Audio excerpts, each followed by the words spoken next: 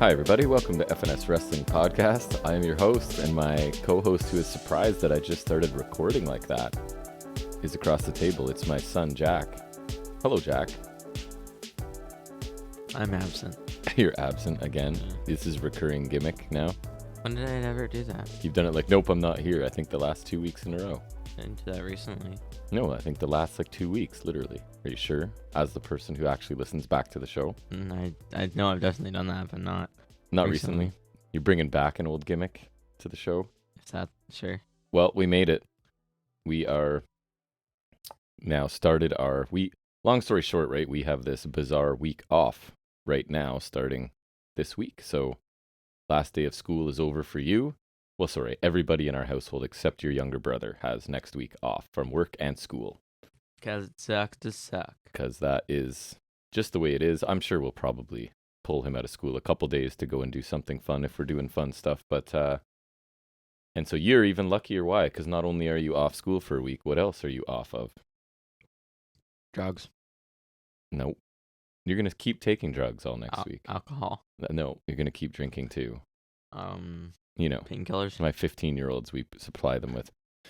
Why are you being difficult? Work. He doesn't have to work next week either. Yeah. So you have a whole week of nothing to do, basically, other than whatever. No, we have stuff to do. Because we thought we might go away somewhere far-ish, but we ended up not. So you've got it booked off, which is nice for you because you've been working a lot.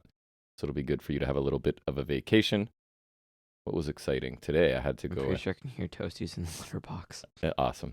Well, you definitely can hear scratching it there. I don't think it's going to come up on the mic, but there is a cat outside the door scraping in a litter box. So my excitement today, I had to go get fingerprinted at the police station. So that was a good time. It's kind of interesting, actually, because it's now just all digital, right? I put my hands on a little piece of glass. It's like here in the background. But because I'm coaching your brother's basketball team, and they wanted a police check, so your mother filled in all our stuff for a police check. Hers was totally fine, and mine was, hey, you got to come into the police station and get fingerprinted. So I'm like, what's up with that? So I called them to ask, and basically there are, I guess, released sex offenders who have my age and gender, so that is enough for them to say, you need to come in and prove to us that that's not you. So it's not me. It's been now proven. I have documentation to say I am not a sex offender. I'd like them to tell me why a sex offender can't coach basketball, but for 12-year-old boys, probably that's your reason. Because I imagine it was what if he's a really good player? So that was interesting. And then we stopped at my new thing is to check out pawn shops. Do you guys get that cage thing or no? So I was just leading up to that. Oh. So I've started looking in pawn shops because having a podcast now for a couple years has led me to have a little bit of an audio obsession, right, with microphones and the like. So I always check pawn shops because why pay retail for stuff when somebody probably got rid of it and it's being sold cheap. So anyways, your brother wanted to check out a pawn shop too. So we sent you a picture of the UFC ring that would work for figures, right? So yes, your mother has it on hold for Monday. Because by the time I sent you a picture, right, and you sent me back saying it looks kind of cool, we were already gone and out for dinner. So your mother called, and they wanted $50 Canadian plus tax for it. So your mother has now got them down to $35 no tax, because that's kind of how pawn shops go, right? If you're willing to pay cash and sort of, maybe I shouldn't admit that on air, but never mind. We're going to pay, of course, full taxes on whatever we buy. So yeah, we're going to probably. I think it's in the scales. Remember, we got. Yes. Figures. I know exactly what you're saying. From my buddy Anthony. Was it Voltaggio? Yep. Yeah. So I think it's in scale with those, and those are taller than the rest of the figures. So I assume it. So it was a couple MMA guys. I'm sure we should know who they are because they're probably famous, but I don't. And they were like, let's say the average WWE figure was like 6-inch scale. Yeah, and these were 7 inches maybe. Something like that. That would just mean the octagon's a bit bigger, right? So it should be cool. It's just something different for you. But anyways, yeah, we checked that out, and I don't know, we had a day of meetings at work today. It was our last day before heading on vacation, so that was exciting. But you had the day off today even, right? So I guess your holiday started a bit earlier. But anything exciting for you in life? I still haven't found my Deadpool cards. Why you are obsessed with finding? You had a deck of just playing cards with Deadpool backs on them, or design. They're the best. And they're mark my words. If I don't find it, I'm getting another one. And is that because you're playing cards in the calf? I've heard there's card games to be. Fun. Well, I just remembered. I had those cards because I watched Deadpool 2, and Logan this week. Yeah. So busy week. Yeah, I was thinking about starting a thing where I watch one of the Deadpool movies every day for 753 days because that's how many days there were as of like Tuesday. Well, I'm here to tell you that's dumb. But I already haven't done that. So that's good because that's. I mean, I guess I could also watch Logan because Wolverine is in Deadpool 3. Hugh Jackman co-starring. I don't know if I've mentioned that before. Probably. Yeah. Okay. So yeah, Hugh Jackman's in Deadpool 3. So that's pretty neat. Cool. Yeah. Tomorrow, heading out to your aunt and uncle's new place to help them move some stuff in. Phil's there? No, Uncle Ben. The soup. Wait, no, is Uncle Ben the? It's not soup. Uncle Ben's your uncle. Uncle Ben is Rice / Rice, Spider-Man. Okay. I'm Rice. Yeah. So we're gonna help them. Their first house. We're gonna go help them move some stuff. So that should be fun. I don't know. Did you just say moving stuff and then the word fun? Whatever. It won't bother me because I'm not a lazy sack of goo like you. He's valid. Not. He's nodding. Yes. He's valid, he says. Ladies and gentlemen, I don't know, man. Like, we've bantered now for near 7 minutes. This is craziness. 7 People minutes. Have probably already skipped this because I put timestamps in. But maybe this is the best part of the show. I don't know. Could be, right? Mm-hmm. Oh, yeah, and so because of yesterday, so Sheamus and his nameless faction always say fight night. Yeah. Well, so my thing's going to be payday instead of fight night. Okay. Get it? Wouldn't it be play day? Fight and play? Payday. Fight and play, though. Payday. Like, I got paid. You did get paid. Payday. I heard you the first through 6th time. I'm not playing. I don't get it. Payday. I don't get it. What do you mean? I don't get it. I got paid. You got paid? Instead of fight night. It's payday. Yes. Okay, that was far too long. Yes. To get that point across. But anyways, I say we shift gears and talk wrestling because that's probably why the millions and millions of people are here. I thought they were here for me to review Deadpool. No, they are not. They've all seen Deadpool. They know. I would hope so. Yeah, I haven't, but that's beside the point. No, I've seen most of it, actually. That's not true. Anyways, let's talk about some of the week's wrestling news and rumors, and we'll do that right about now or after the little broadcast news sound I put in. So it's coming.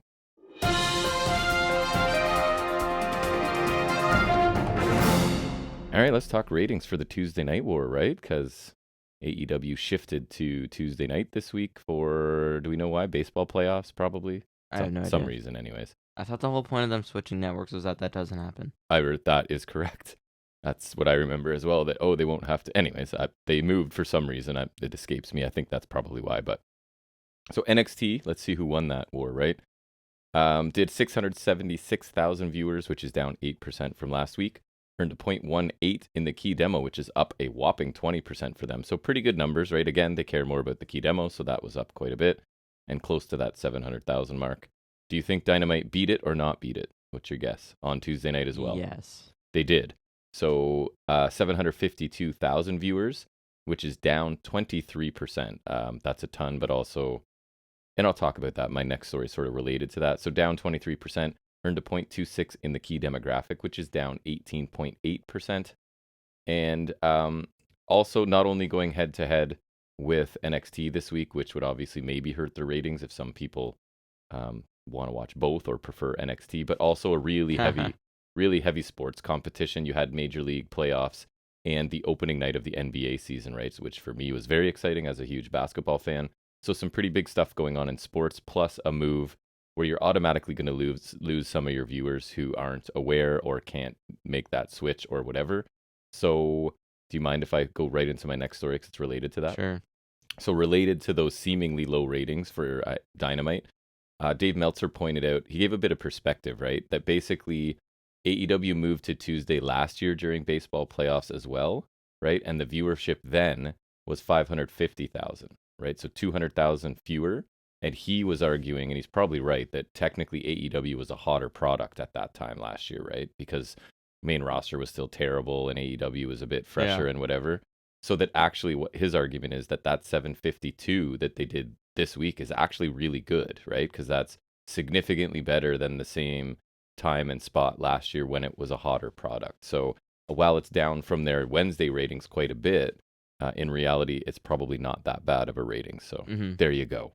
Go ahead, sir. So I know you also mentioned this to me, but AEW is maybe in talks to buy out CM Punk's contract. Why are you smiling while you say that? Big smile. Point is, he's not coming back, which is fantastic. It sounds, and because I did have that in my notes, and also like, that the general sentiment, I think is how it was phrased, is that AEW is done with CM Punk, right? Yeah, you can get the hell out. And that buyout would come after the next paper. I can't remember why, but it sounded like that was around the timing. I don't know, and like the issues kind of with like a non-compete thing. And cue the rumors. I'm not reporting any of them here. Cue the rumors of him going back to WWE, right? Like that'll be all. I don't think he that will, we'll hear because he forever. never did, so I don't think he ever will. It depends. It's CM Punk, man. I don't know if they throw him a ton of money. They could have done that for like 7 years or whatever. But what's the key difference now? I guess so, but right? No. Also, given that X, I don't know if WWE wants that kind of thing. So Punk may be more willing because Vince is gone, and Vince may have been the petty one saying no matter what. But he doesn't like Triple H either. True. So. And I'm pretty sure he was also vocal about that as well. I'm okay with him not being on my TV. I don't really like He's good in the ring and he's good on the mic, but like, is he a generational talent, to borrow a phrase? Not at this point, in my opinion. But anyways, what else did I want to talk about? That in an interview with Sports Illustrated, this is good news and something we've been calling for quite a while. It's going to lead to a question I'll have for you too. Tony Khan stated that there will soon be, quote, great news about weekly Ring of Honor shows. He said there'll be one more Ring of Honor pay-per-view before the end of the year, and that Final Battle. Right, and that ROH plans to follow that up with a weekly show in 2023. So good. We've said they need more TV time, especially since absorbing Ring of Honor. Will we be watching that show, I guess is my question. We'll see. So I will probably watch it, right, regardless. It depends when it is and depends on what I'm doing, because I'm not sure how much I'll prioritize that. Right, I'll probably check it out. Do you think it'll be an hour or 2 hours? I mean, obviously, we have no idea. What was ROH before? ROH was an hour. I would say they'd probably go with that. Because, especially depending on when it is, they maybe don't want like another multi-hour kind of thing. Maybe like kind of like a Rampage deal, but also not, because it would be its own thing, kind of. I think I'd prefer it if it were an hour, but sometimes that's not enough for a whole, like when that's all your company has. Although I guess technically they don't now, right? Because they can go on other stuff and. Well, and NXT was like its own thing, and that's all it had, and they worked well with only an hour. So I don't know. I'm glad that it'll. Counterpoint to that is they eventually extended. So it's like. So I'm hoping it gets some of the ROH talent out of the way, so we can get focused on some more of the. That's it. That's it. Mojo. That's all you want gone. Trustbusters. Lethal and those dudes. You can keep Lethal around. I'm okay with that. Yeah. You could keep Joe because he's the belt. I mean, FTR, I feel like, would probably cross the divide a lot. And then they still have like Eli Isom and some other guys like Castle that. and the boys. Yeah, Dalton Castle. It could be good. Jericho. Well, Jericho would probably also cross the divide. He would. Garcia, kind of just in conjunction with that. Yeah. I don't know. Bandito, if they sign him. They did, I think, they right? Probably. Or did they not? What was it, official or no? I don't know. I don't. It was that they offered it to him. I don't know if they actually. I haven't heard either. Didn't so yeah, it could be interesting. What else? What do you have? Let's see. I guess kind of related to mine is that Ace Steel has already been released. That doesn't kind of doesn't bode well for Felipe. No. So yeah, I forget they even reported it with his real name, which I forget what it was, but apparently he is gone.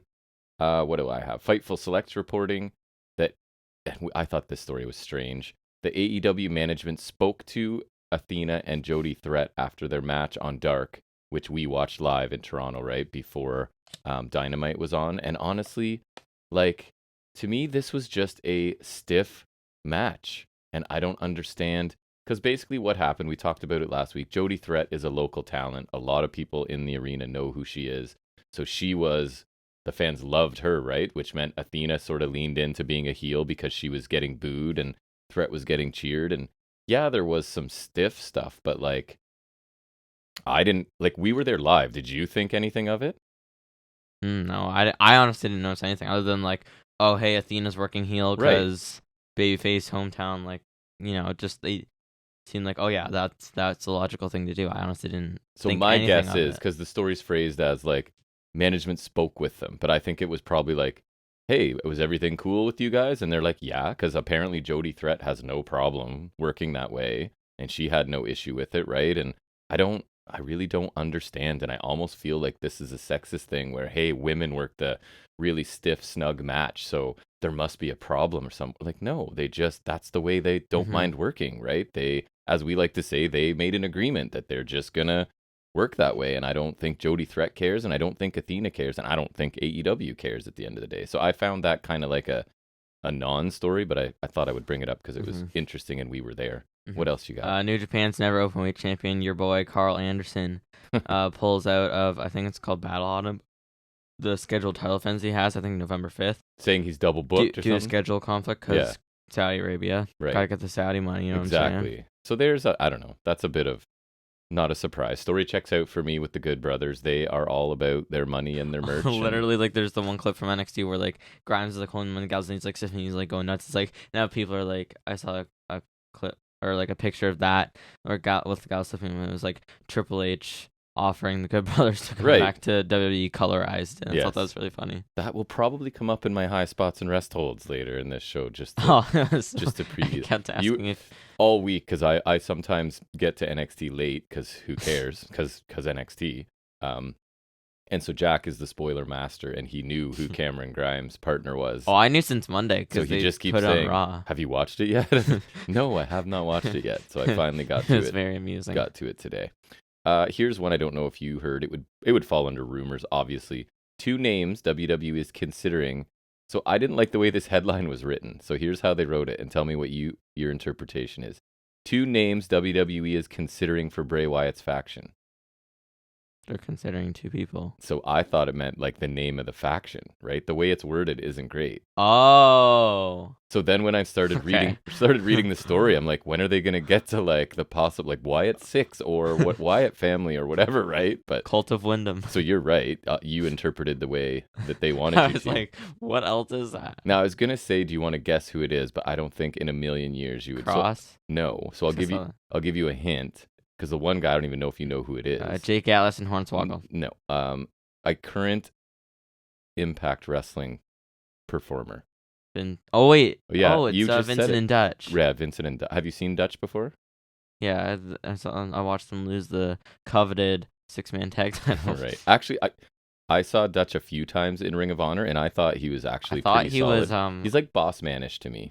Yes. Which is a good thing. That's a compliment. I thought he was someone else. I remember when we were watching, I was like, can't remember who I thought he was, but... So, leads me to believe, like, is Vincent done with Impact? You would, I guess, right? I guess, well, he just got his ass handed to him by PCO. He did, which will also be in my Highspots and Restholds for my own happiness about certain things happening. So, yeah, I think he's a solid big man, and, like, he and Vincent fit that sort of aesthetic of Bray Wyatt, right? Vincent, for sure. Yeah, I think it makes sense. I mean, it is kind of interesting if it's new people, but also... I just want the Mick Foley thing. I don't want him to have a faction. Yeah, and honestly, it felt like Vincent in Impact was doing like budget Bray Wyatt for a while when he was leading his little group of Dutch. Ring of Honor? Oh yeah, sorry. He was leading Dutch and Vita Von Star and Bateman.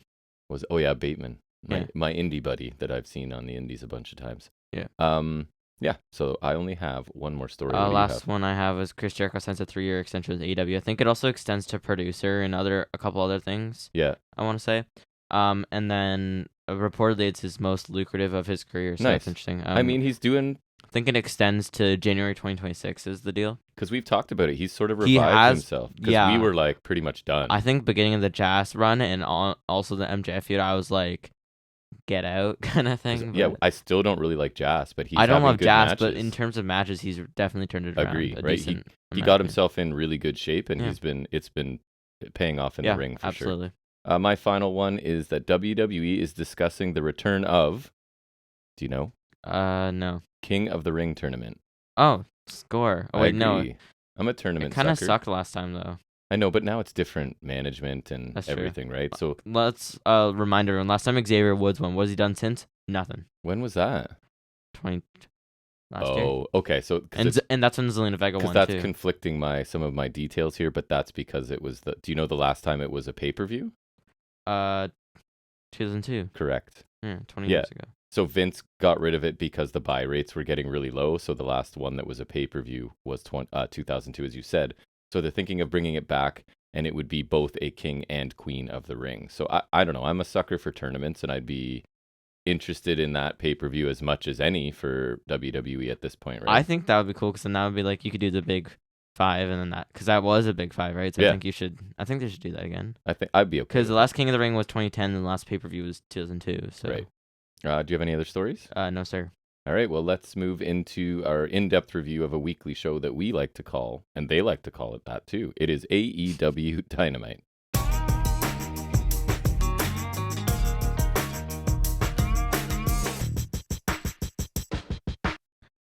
And we open with Best Friends versus Death Triangle for the Trios Championship. So my first note is this is the opener I wish we got in Toronto last week when we were there. However... Nah, I'm okay with having Pac and Orange Cassidy. That wasn't our opener. No, that was the match. That means we wouldn't have gotten that, though. Oh, okay. So that's true. But I will say that I didn't watch all of the Dynamite we went to live, but I did watch some, and I liked the Jungle Boy Luchasaurus match better on TV than I did live, which was an interesting thing to notice. But yeah, well, it's because you can see everything better. And I think commentary helps, yes. Right? So I liked it better. It's a little weird not having commentary. Yeah, it is. Sorry, go ahead. So some notables. There's stereotypes outside of Death Triangle. There's Death Triangle just kicking Orange Cassidy many times. Tornado DT by Trent Beretta to Phoenix, spiked him pretty good. Pac has Cassidy in like a wheelbarrow, so Penta's a lung blower, then kind of he's held there. Phoenix hits a springboard foot onto his back, and then Pac finishes with a wheelbarrow German suplex for 2. And Chuck broke the pin, so that was kind of a nice combination thingamajig. Best Friends do the eat, defeat, half and half suplex thing. I enjoy that. When Chuck hits Penta with a stump pile driver, followed by a stalling pile driver by Trent Beretta. And I do need to mention that it was Joker Penta today, hence why they won. So, nitpicky, 2 pile drivers to Penta, no attempt to pin him. Like, a pile driver is like a killer move, and they just, like, wander around and do stuff. And Joker Penta don't die. They don't attempt to pin him after 2 pile drivers and no other teammates in sight. So I thought that was a bit strange, but it's okay. Best Friends hit that strong 0 move for a near fall. Phoenix breaks the pin. And then later on, Phoenix gets the win for Death Triangle, hitting Trent Beretta with that driver. He hits like kind of a Rikishi driver, which I really like. A nasty driver by Phoenix. I don't know what it is, but I forget what they call it. It's like the thing where he does like a little knee first and then... Yes, knee to the head and then right into a driver. I forget what they call it, but it's pretty cool. I was a little surprised, right, that it was a one-on-one move that won it. It was not like what I expected. Not that it would bother me really. Almost but anticlimactic. Not even like that it was bad. It was just like it was sudden. kind of surprising. Yeah, exactly. I agree. But in general, a really fun trios match. I thought a really good opener to the show, right? I don't think it was like the highest level of trios match we've seen, but there's a couple of hiccups along the way. I thought there was a bit of awkwardness. Right before the Trent DDT to Pac, which Pac took like a champion. And then I thought there was a spot in the corner where Phoenix and somebody seemed a little bit confused. But anyways, still really entertaining. It was the result I was hoping for. I want Death Triangle to retain. Again, like we said, the finish kind of came out of nowhere. A surprise that it was a one-on-one move that ended it. And like Best Friends, right? They continue to be this like good match losers. Like they're not going to win often, but entertaining matches, as we always say. One of them winning a title last week. Right. And I'm glad, like, remember they kind of teased issues with Pac in this hammer in the middle of this, and then it sort of didn't play a larger role, and it seemed like Death Triangle was still okay by the end of it. They kind of were teasing like a bit of a post-match, or like they were like, they were kind of like I would prefer they stay together, but I do. It's hard to resist Pac being a full heel, right? And I think that should apply to all of them though, because like that triangle heel is. I don't think Phoenix as a heel works. Yeah, but if he's lumped in and it's a faction, then it's okay. Like Pac for sure, Penta for sure can be heels. I'm not sure Phoenix works as a heel, but anyways, so Swerve and Keith Lee are kind of doing that gimmick anyways, right? Where one's a heel and one isn't. So kinda. I'm hoping that Death Triangle's not doing it at the same time, but I guess we'll find out. What did you think? Sorry, keep talking for a second. I'm just signing back in. Oh, you got signed out? Just randomly. Oh, nice. So yeah, I don't know. Pac is amazing as a heel or a face, so doesn't really matter to me. You're still waiting? It's still loading. Awesome. This makes for great. Oh, almost, folks. You don't remember how you felt about the match? You gotta have your notes. Well, I think it's better to read off of it a bit. Freestyle. I mean, off the top of my head. Correct. It's a good name for a segment. We should do that. Try that. Yeah. I mean, I think maybe we'll try it today. First one. So okay, just be prepared. Like a pilot kind of thing. Yeah. Okay. We'll see how it goes. Like a backdoor pilot. You know what I'm saying? Yeah, that's right. Yeah. Okay. Cool. Yeah. Sounds good. We should definitely do that. All right. I thought it was a solid opener. I thought it felt pretty short, though. I think could have been a lot better if they had more time, because I feel like other matches we've seen between them have been better. And I think we could have used a bit more time on this. Yep. Because it did feel like you said, a little lacking for a trios match. Like, it was good. And then, boom, it's over. Yeah, exactly, right? I thought some of the tag offense from Death Triangle was pretty cool. But one thing I'll say is, I get the thing they're doing with Pac with, a whole hammer thing. But I don't like the Tease of Descent Death Triangle. Me either. They should be one of those teams that just, they don't really, I don't think they need to break up. I don't really want to see that in any way, shape, or form. They could be heel or face or whatever. I think it works in general. I think the whole combination works so well. And I think it's the best. It's one of my favorite factions. I think it's one of my favorite things that AEW's done, I think. I wore the shirt to the show. Exactly. I love Death Triangle. So I'd hate it if they split them. Plus, then it's a really cool name. And also, if there's only two of them, like say Lucha Bros or Pac is on his own, it's a whole lot harder to form Death Rhombus. So and their merch is sick with the skull. Yeah, I like one of my favorite logos ever. It's great. It's perfect. No words. Keep them together. Exactly. Thank you. Heel face, just stay together. Tony Khan, I know you're listening. Mm-hmm. And Joker Penta, fantastic. Reach out to us. We'll help you. How long is it going to take for us to get a figure of Joker Penta? They can't not do it, because he's worn it many times, and it's the best one he's ever worn. Toy companies also listening, I'm sure. Jazzware is better to listen up, because Joker Penta's where it's at. They're making the Supreme figures of Lucha Bros. Those are their tires from when they won the tag titles in the cage. That's cool. If you don't make Joker Penta, it's because you hate money. You just don't want to make money. You hate money. You know what? No, here's what you do, okay? So, they got that Supreme line, right? It's their Ultimate Edition, where it's the ones with multiple pants. Right. So, in each series, I think what they're doing is so in the first series, there was Cody Rhodes and Britt Baker. Yeah. And then there's a Walmart exclusive variant of Cody Rhodes with different attires. Yeah. So, and then same thing for Kenny Omega when Series 2 comes out. So, I think they're doing one Walmart exclusive for each series. So, when the Lucha Bros come out, you do Walmart exclusive Penta, Joker Penta. Boom. Right. You could have an alternate Joker. Yeah, Joker Penta. Do it. And if you don't, then you hate money. Right. I guess you don't like making more money, because I would definitely buy two. And if you don't make it, then how can I buy two of something that doesn't exist? Correct. It's it's hard. It's very hard to buy two. If Mattel aren't making an Elite or Ultimate Edition Thanos Rollins, again, you hate money, because I would buy two. And again, I cannot buy two of something that doesn't exist. That is very true. All right. Now we move on. We digress sometimes, people. Yes. Sorry. If you've listened before. Move on to Jon Moxley Hangman promo bit. Mox says he left Cincinnati with nothing, and to come back now is a bit of satisfaction. And I'm sure we'll get that satisfaction in the conclusion of the show. Without a doubt. How could we not? Hangman says he and Mox have been in AEW for 3 years. Like most. Fact check. Correct. And they have been beaten, and they've beaten about everyone except each other in the Casino Ladder match last year. Not to be confused with the one this year. Right. He stood tall, and then there was lines from Hangman's promo last week, which we were there for. And it was really good. Mm-hmm. I'm glad to saw both of them spoke well. I'd say I'm excited for this match, and I would be, but I heard about the whole thing with Hangman, so I can't say I want to see that happen. Solid promo, though.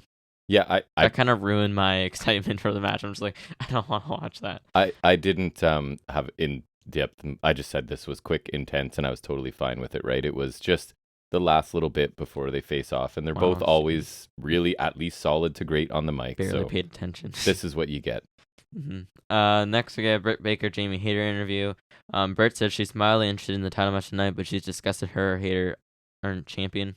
Sorry, can you, because one of my annoyances is you have to say interim every time, and it's really annoying. It's just clunky, and just say champion, just say whatever, right? I don't like that they keep using the word interim.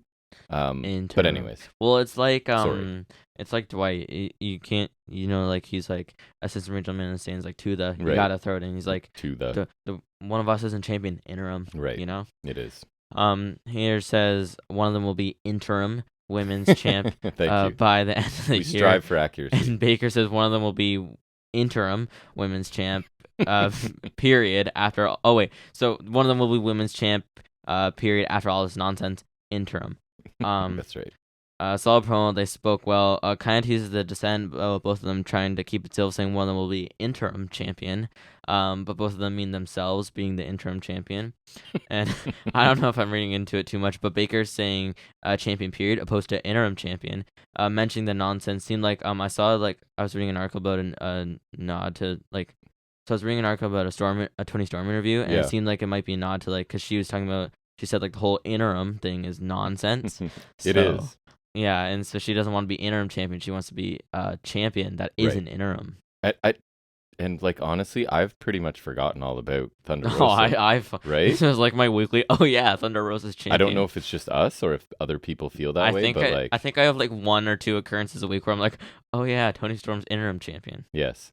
So I don't know. I thought relative to like a Brittany Baker promo, this was nothing special. I don't think it really added a ton to the angle, but it was there. It wasn't offensive, so it's fine. FNS wrestling, it's fine. Yeah. Next we have Tony Storm versus Hikaru Shida for the AEW interim Women's World Championship. My notes officially say, is anyone missing Thunder Rosa? Not me. No. Answer my own question. I barely noticed she's gone. Yeah. Yeah, so this is for the interim title in case that wasn't clear. Sorry, which title? Oh, the interim one. Not to be confused with the Thunder Rosa one. This is the interim one. It's important to meaning clarify. temporary. Right. Thank you for the synonym. You're welcome. Helpful. I was wondering. Interim, what's that mean? And or not forever. Impermanent. Thank you, Thesaurus. Lucha Thesaurus. Oh, that's a great indie gimmick. And you come out and like list off synonyms to describe your opponent. He's a coward. It's like he's a chicken. He's scared. It's like Max Caster, he's but afraid. Like a thesaurus. Oh, now I want to see that. Oh, that'd be really funny, actually. It's a great indie gimmick. That would be a great indie gimmick, actually. Like you were talking about Evil Uno's Lucha Thesaurus. You come out in like a mask. Yeah. With it's books all over it or something. Or like a bunch of a bunch of synonyms for how great you are. And then like somehow every promo you cut is synonyms for something. Thesaurus, yeah. Right. That'd be awesome, actually. Trademark that quick. Lucha Thesaurus. So notables. I only have 4, so that's fine. I'm just saying that tends to be telling. Shida seated on the apron, Storm hits a hip attack to knock her off, which is kind of neat, I guess. Yeah. Crowd count punches and a diving dropkick by Shida. I was talking about I was saying you heard because it always annoys you. Paige does the tongue out, so her thing is like an open mouth grimace thing. Like that's her go-to expression. That's right. You know that should be like the facial expression for her every figure. Yes. Her first figure is like a straight face expression. When has she ever done that? Yep. Make that face. One time, like no. Again, like every match graphic she has should be like, screaming. That face, scream face. Diving Meteora by Shida, and then Tokyo Pimp, which I called it that because that was Yujiro Takahashi's move. It's like a Sito Dominator. I just wanted to call it. It's cool. Yeah. I think Takahashi did it better, but I like our 2 count. Hip attack in the corner by Storm. Finish comes with a tornado DDT and Storm 0 by Storm for the win. After the match, Hayden Rebel attacks Storm, yada yada. Baker comes out. Hayden Rebel beating up Storm with a crutch. Saraya comes out. Baker brawls with Saraya. Oh yeah, Taz called her Saraya. Yeah, he did. Baker runs off and Soraya's chasing her. Riho makes a save for Storm. Woo! Riho.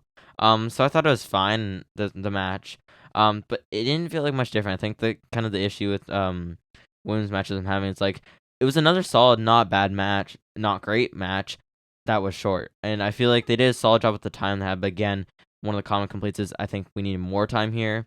With more time, obviously, to be able to do more, I think maybe it would stand out more because I feel like none of the women's matches lately have been bad. None of them been bad. No, but you're right. I haven't felt any standouts. They just kind of blur together. It just feels like there's not a ton of build here. Exactly. And it's babyface, which is tough too. And especially when it's like this, it's like a title defense, but it hardly feels like a title match. It's just like boom, done. Like you're just burning through them. I think we need like a sustained feeder title program. I do too. Maybe something outside of Baker for once, because I think Baker's run worked better because obviously she's Britt Baker, but I feel like also like even for something when she would face like Ty Conti or whatever, they gave that some time to build. Like it didn't feel like a one and done, like just like that. It was a placeholder challenger, but like at least there's some build to it. I think Storm could have a better title run, but so far it's just been okay because they keep giving her what we would call placeholder challengers, but just like Correct. she's burning through them, and it's all she gets every Yes. week. Like Deeb, Sheehan, like these 4-way matches just burning through them repeatedly. And to me, it feels like nothing is that big. It just doesn't feel No, you're overly right. important. I And agree. yes, it's an interim title, but it's still the women's. It is. It is.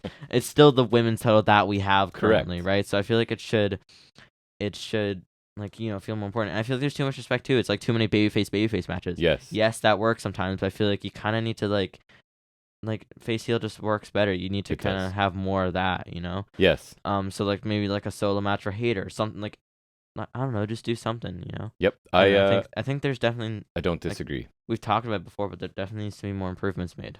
There is, and you're right. Like, this was like not a lot of build, babyface, and as we call it, like there's just not like a lot of tension in that. A placeholder, because we know Sheet is not winning.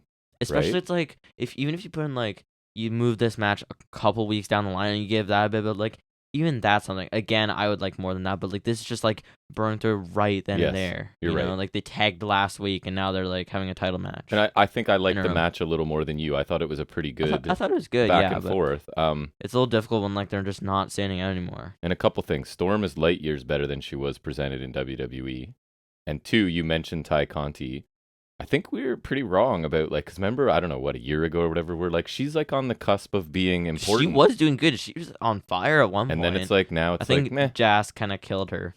And it seems like when she became Sammy's second, right, that kind of didn't help her profile either. Yes, I think that kind of killed her too, because I don't think we really needed them together. So I like this women's match, but I think you're right that they're feeling very similar. Like, they're all good to very good, but like, there's not much to them, right? They're just kind of, it's Toni Storm going through another, like, not gonna win challenger, so she can build her resume and stall till Thunder Rosa's I think it does build it, but like it's like in Lego, 3 of the little plates make one brick. It's like these are like one of the plates. It's like yes, it's building her resume, but like tiny little bit, you know. And I guess it's the idea she's this fighting champion, but I don't know. It just means she's burning through competitors really quickly, as you said. Mm-hmm. So like, I don't know. It just doesn't the match. Feel like anything. Like the match though, but they need to work harder on this division still. Mm-hmm. Next we have a Wardrobe promo. Wardlow says he has 0 tolerance for disrespect. Hot take. And now that the Kingdom they get to teach them a lesson. They'll do it singles or tag. Joe says they can pick whatever title they want, and they have 6 million ways to die, and they still pick the wrong one. Ooh. So solid promo, but I'm sure we're all disappointed that we didn't get to see Matt Taven speak. Hopefully it's later on the show. I think I speak for this whole podcast as a whole when I say I would very much enjoy a Matt Taven promo. Dare I say, even a lengthy in-ring segment a la MJF, because we all know he can, because he is I and I am him and I am Matt Taven is the best phrase of all time. That's like his I'm better than you and you know it. It's equally as good. Yes, because he is... If you don't know, Jack is mocking me because I'm not a Matt Taven fan. I read this out loud as I was typing it. So, I don't know. To me, I feel like putting 2 singles title holders into a tag team angle is just kind of them telling on themselves for not having anything to do for these guys, right? Like, you built Wardlow for months and months and months and months. I think, like... And now he's tag teaming. I get why they did that, but and honestly, facing a tag team that's not in the company. The TNT title should be really cool. I know. And I think that's just kind of halted momentum. Like, and I remember saying I wanted Starks to win it. Yeah. Where'd he go? Right. I know. And that same thing, like they built the Hobbs and Starks feud, and it's like, okay, we're ready to propel these dudes into the next level. And they were doing a good job of it, and now they're just in the freezer somewhere, right? So I don't know. I thought Joe sounded cool here. He always does. But like, really more new talent. And I don't know if I mentioned, half of that new talent is Matt Taven. And the other half is Mike Bennett. So... Well, if you really want to go there, it's 3 new talents, and the third is Marina. And this isn't going to sound nice. They are both, and I think I've said this to you, like 75% of a good wrestler. You know what I mean? Like, they look okay. They work pretty well. They'll have matches that I like. Matt Taven sometimes, looks like he should be cool. But they think they're awesome, and they're not. But they're the OGK. They're not just the Kingdom. They're the OGK. I think they are not worthy of a major spot in AEW, but I'm also biased because I just don't enjoy them generally. But anyways, carry on. You don't follow the trend? I don't follow. And so there's one of my annoyances is that dude names every move he does. It's so annoying. Oh, I keep seeing like his bio is the trend Matt Taven. A lot of his things are like at the end of the caption on his post. It's like follow the trend. Yes, he likes to name every single move that he does. I love his and catchphrase. And it's kind of so annoying. Funny to me. Right. Like he is I and I am him. It's awesome. Oh, it's so good. And he has to say that like every time too. It's so funny to me. It's the best. Yeah, weren't you saying like one of them's like something Borealis? Oh, I think that's one. And the climax, the tip, I don't know. The last match I watched, there was like 4 or 5, and some of them are just like basic stuff that, like, no, Matt Taven, you don't get to just name that move. And I think, like, again, he just strikes me as a guy who thinks he's super cool, and I don't believe it. And I guess that's my problem. But hooray, Matt Taven. Welcome to AEW. Jack's happy. I think you're happy to have him there just to watch me suffer. Oh, yes, definitely. Awesome. Carry on. Next we have an FTR interview in which I forgot to paste my notes. With good old Renee. So if you wanna look at it, then you can go watch it because I forgot to. It was basically them notes. agreeing to a match against. So yeah, I thought it was solid because I think they kind of addressed the whole not title shot thing, despite being top contenders for most of the year, which wasn't the best explanation, but it's something because they're doing other stuff. Swerve had a decent point because they've been doing everything else, so they should.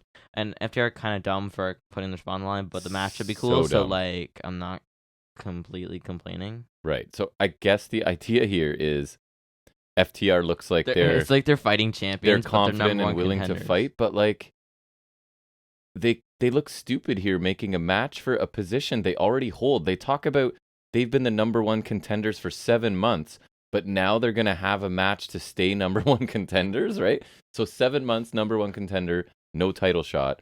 But now we're going to make a match to stay number 1 contenders. So this is, as a poker player, right? This is what's called a negative free roll in the gambling world. You can't actually win. You make a bet. It's like when like people will say, like, if I make this shot, you got to give me $5. Well, why would I make that? Like, I can't win anything. I can only lose. Yeah, that's not a bet I'm making. You like go $5 to right. Either way. If I miss, it's $5, or you give them odds because they're more likely to miss or whatever. But this is just a negative free roll, and everybody sounded okay here, but it's just a giant logic hole to me, and it's annoying. They should be smarter than this, right? Like they're being stupid baby faces, like in WWE when it's like, I'm gonna steal your hat. And now you have to give me a title match to get your hat back. Nyla Rose and Jade Cargill. Right? It's stuff like that that's just, they're supposed to be beyond this. And why would they put their... Anyways, you know how I feel about it. I don't like it. But they were fine in what they said. Next, we get a Lethal Darby promo. Lethal says he agreed to no physicality. Right. But boy, did the physicality look good when it happened. Oh, yeah. Because he wanted to ask man-to-man for a rematch, and he wants to prove to everyone that he can beat Darby whenever he wants, the person that everyone beats. Well, until they lose. Well, it's like everyone beats him, but also nobody beats him. Because he also wins. Because he's the Wiz? Sorry, you won't get that reference. Because he wins, but then, like... Yeah. He's like a Mikey Whipwreck, but he wins. Mikey Whipwreck, yes. Although Darby Mikey Whipwreck was just there to take offense for hours. Darby says he'll beat him again. Lethal then asks for a rematch again and again.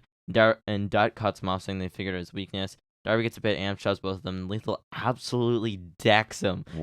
Absolutely clocks him in the face. That's an all-time worked punch, man. Oh, yeah. Like, it looked amazing. It was amazing. And they beat him down. They take him to this garage door because they're like, I guess where you would come into the arena or whatever. Yeah. They lower it on his ribs, so that was kind of cool. And then while he's stuck under there, Lethal puts him in the figure four. So I thought that was pretty cool. And it was a nice visual, honestly. I thought this segment was solid. I thought the promo bit was alright, but the assault on Darby was fantastic. I thought it was really well done. Lethal absolutely clocked him, and I mean that in every sense. Yes. He nailed him. He looked great. Looked like he absolutely decked him. He did. It was amazing. It looked like a real shot. It was so good. And the whole garage door thing I thought was pretty cool too. It felt kind of unique, so I thought that was cool. So, but then what was the deal with the almost handshake babyface moment? I don't know. But right, I don't really care. Yeah, no, but he absolutely smacked him. And I like the heel move too of being like, listen, we'll do this interview, but it's got to be no physicality, and then just punching the guy in the face. And the funny thing is usually they enforce that too. So right. Like, and honestly, I really liked their first match, right? Like it was that really was pretty good. So that was last week, right? No, or sorry, 2 weeks ago, I guess, if you're not counting Toronto. Clearly, Darby has nothing else to do, and Sting's not around, which is fine. Yeah. I didn't even notice that until you pointed it out. When we were watching, I was like, oh, yeah. No Sting. Happy day. But yes, the attack looked great. I love the punch, and then the garage door and the figure four while being pinned under garage door looked really good. Mm-hmm. I thought it was cool. Figure four under the door. Right. Next we got William Regal in ring interview. Speaking of cool stuff. Yes, indeed. MJ's music cuts him off when he walks to the ring. Didn't get my notes, so credit to TJR for this one. I'm gonna borrow from him. Thanks, John. I'm gonna look at his site. So MJF says he's going to tell a story while telling Regal that Regal owes MJF that. MJF said when he was 19 years old, training in the business for a year, one fateful day he got pulled over by Pat Buck and Brian Myers, which led to MJF saying he got WWE extra work. He said he packed his best gear, put on his best suit, and drove to the Barclays Center as extras. MJF said they were spoken to by Regal. He said that Regal told them they would have tryout matches before the show. They were put against a random opponent, and there were onlookers like Arn Anderson, Dean Malenko, Adam Pearce, and Regal. 2 guys locked up. Then Malenko told them to get out. MJF said he was fighting for his life. MJF yelled that professional wrestling is his life.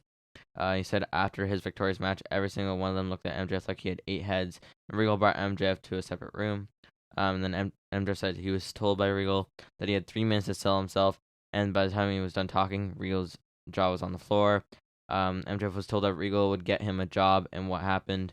MJF realized that he would no longer be an ad-riddled Jew boy because he was going to be a superstar.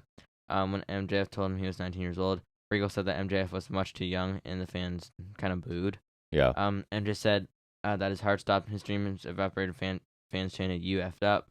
MJF mentioned Regal got jobs for Claudio, Danielson, Moxley. And MJF said that Regal will put his name on him when he becomes of age. MJF said Regal told him to send a match and a promo. And MJF said he kept sending his match promo. Regal told him thank you after 2 months. And MJF said Regal sent him a promo.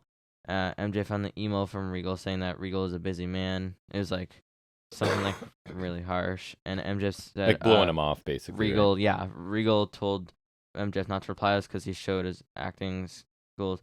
And Regal told MJF that WWE exclusively hires the best talent in the world. So when MJF is one of them, he can send him his stuff. And then MJF said Regal squandered MJF's dream. He said that this is real life. He said he wanted to quit wrestling. He wanted to quit his life. It made him want to kill himself. Regal stared at MJF while MJF kind of had to compose himself. And he said that if he did, then Regal and the naysayers would win. He says, now the tables have turned. It's 2022, and Regal's a sad, withered old man who got fired. And MJF says, now Regal's in the company like a flea-ridden rat that is with talents that are better than Regal was. He says he's a 26-year-old kid on the top of his business and a generational talent. He says that Regal's men would take human lives to put pen to paper for the bidding war of 2024, referring to WWE. Right. MJF said he reads that email when he needs to laugh because Regal is a joke. He said he's about to become AEW champion of the world because his name is Michael Jacob Freeman, and he's better than you, and you know it.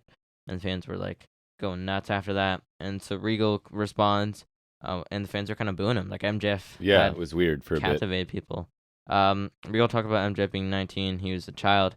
He talked about how at 16 he had to fight grown men to get into the industry. He said that he wasn't trying to cast him aside. He saw something that was going to be a big star and saw fire in his eyes. Regal said about how we can't beat up a 16-year-old kid and blow their face like Regal had to do. Regal said if an email is what it took to get MJF to this place, then it worked. Regal told MJF that he needs to practice. You can see what incredible talent that MJF was, and he was insulting Mr. Schiavone before MJF was even born.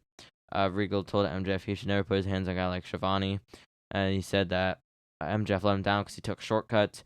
Regal says just because you're making lots of money doesn't prove anything to him, and it led to him saying that MJF used help to get his title opportunity while using a diamond ring. And he says he used brass knucks because he just liked hitting people with them. And he says if you want to be the devil, do it right and beat everybody that stands in front of you, which doesn't really add up to me because he wants a devil to abide by the rules. Well, but he's willing to turn his back so he could let him attack from behind, I guess. Yeah. Right? He's still in front of him. He says, Regal said, if you want to be the devil, show the world right now. And Regal turns back to MJF, like you mentioned. And he asks him if MJF's going to take a shortcut, act like the victim, and want to cry.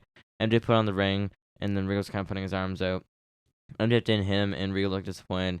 And Regal says he still has a lot left to prove. Yeah, really long segment. Obviously, even the recap was lengthy, right? But I don't know. I thought this was another fantastic MJF spot, and helped by Regal, right? Like, even when I don't think you mentioned it when they first came out, right? It was like Regal's already getting his knucks on his left hand, sort of anticipation, and then they take the ring. Yeah, and he's kind of like in this away. prepared stance. Yeah, and the whole time he never takes his eyes off MJF, and he's standing in a posture that's ready to defend himself, which I thought was a great touch. And I don't know how much of this story was true, and I don't really care. I'm sure that at least part of it is. MJF was fantastic, and he made me, and I think the crowd, believe that all of this was true, right? And I told you in the moment, this is basically attempting to be the supervillain origin story, right? That MJF sold it really well. But then, like, Regal's response I thought was cool, because he's kind of saying, like, oh, so the worst part of breaking into this business for you was that somebody sent you an email you didn't like, right? He's like, well, I was getting my ass beat at 16 by grown men every night, right? So take your little problem with my email and like deal with it, kind of thing. So I thought that was really cool, because he went through so much more than just a rude email, right? It kind of made MJF's issues seem small and a little bit petty. And to steal a line from Ocean's 11, right? Regal is a proper villain, and he finds like MJF's tactics amateur hour, right? Like, you're not a villain in the sense that the old school villains were, kind of thing. Again, I thought it was a great segment, and I think this can be part of an awesome feud with Moxley, right? Because I think that's the route they're going to go and that they should go. So this is all layering stuff for the inevitable MJF Mox. And MJF is probably a generational talent. I think so. He consistently provides some of the best the best non-wrestling segments in the business, right? So what are you over there smirking about? Nothing. Okay. I thought this was fantastic. I thought MJF did such a great job again. I think it was one of his best works. It was really good. And super long and did not matter to me. Exactly. Yeah, I think that's the case a lot of times with MJF, because I think he's had some great segments that are really long, but not where I'm like complaining about it. And I think it's probably one of the best examples of making something feel real, because MJF's like, when MJF was going on, but it felt really real to me. Where I was kind of questioning it, and there had to be an air of truth, right? Like something in there. And it was like a peak villain origin story. Like, you kind of said that to me as we were watching it. Yes. Every great villain has one. This felt like one of the sorts for MJF, at least to befit this storyline. It seems like he kind of has a different origin connecting him to different things, which I think is really great. I love that. Like, for the Punk thing, he had like another one. Like, I think that's really great. And then there's always a possibility he's making it all up just to be a heel, and too. I would love that, too. That's fine as well. Exactly. I almost hope that's what it is. Yeah. I mean, this one with the email, I think at least part of it has to be real. But like, I mean, if he's making stuff up, I'm here for it. Yep. Even got Regal booed at times, and what a talent he is. Like, generational talent, I think, is not exaggerating. And I thought actually Regal did a great job coming back from that, because I don't think that many could do a good comeback from that. Right. So I think that's well done. I thought Regal delivered a great promo response as well. He had like a harsh but logical approach to it, which I really liked, and he's kind of still like, yeah, I was a villain, and I thought that was great too. I can't lie, I really liked it. Obviously, Regal can't wrestle, but I thought like the chemistry they had here in a segment was really good. It was like good in-ring chemistry just in a segment, right? Yep. And I think Excalibur actually said a good line at the end, saying Regal completely undermined MJF, which I think was an accurate statement. I think that was well said by Excalibur. I thought this was really great. It was really long, but I thought, like you said, I think it was good. Both of their promos, I liked them a lot. And then next we go to Jericho Dalton Castle package. So there's a montage of former Ring of Honor champions, even showing that, like, Rollins was in there, Owens was in there, Nigel McGuinness was in there. Punk? I think so. I think so too. He's back. No. Oh, and Cody last appearance. Cody too. Yeah, last appearance. Unless they do the montage again, and it's kind of Jericho saying he'll beat every former Ring of Honor world champ. Dalton Castle says he reigned in Ring of Honor with honor, and you were saying like he's like a sports entertainer. The irony, right, is he's more of a sports entertainer, but he's also honorable. So all of Jericho's group. Yes. Makes him sick how Jericho parades as Ring of Honor champions. Up to him to do something about it. It says he'll leave Cincinnati the new Ring of Honor world champion. I thought it was solid. I thought Castle had some good lines. Interesting to see the guys in the montage. That was neat. Neat stuff. I'm a big fan of Dalton Castle promos, especially. I don't know if he's everyone's cup of tea. He's really unique and quirky and strange, but for me, it's like a breath of fresh air. And I smile when he's doing stuff generally.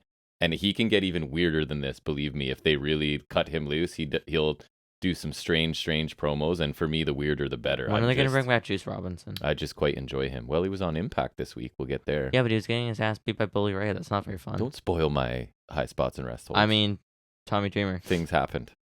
But yeah, so I like Dalton Castle, and he's just a different cat. Today I watched the one him. Episode of Practical Jokers, like the old one where Sal gets beat up by Dreamer.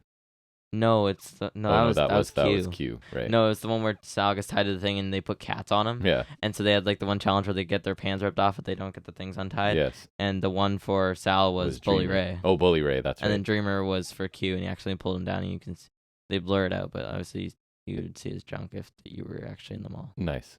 And Velvet Sky too for her. Right. And then a child for Joe. Right. Yeah.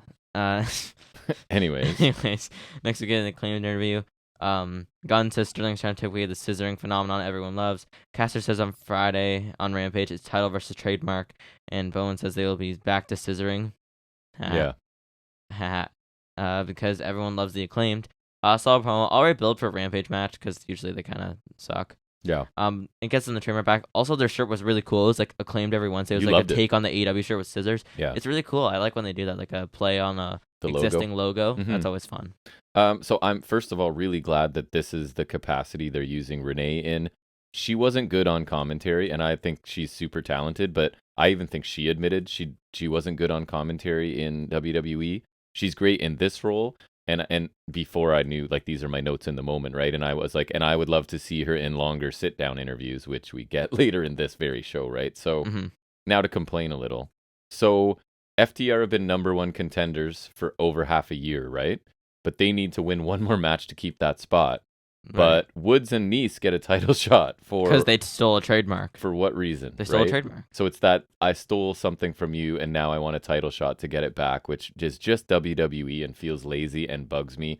So like, stop doing rankings altogether or have them mean something, right? Because you're openly telling us that for 7 months the number one contender hasn't been getting a title shot, but these chumps are.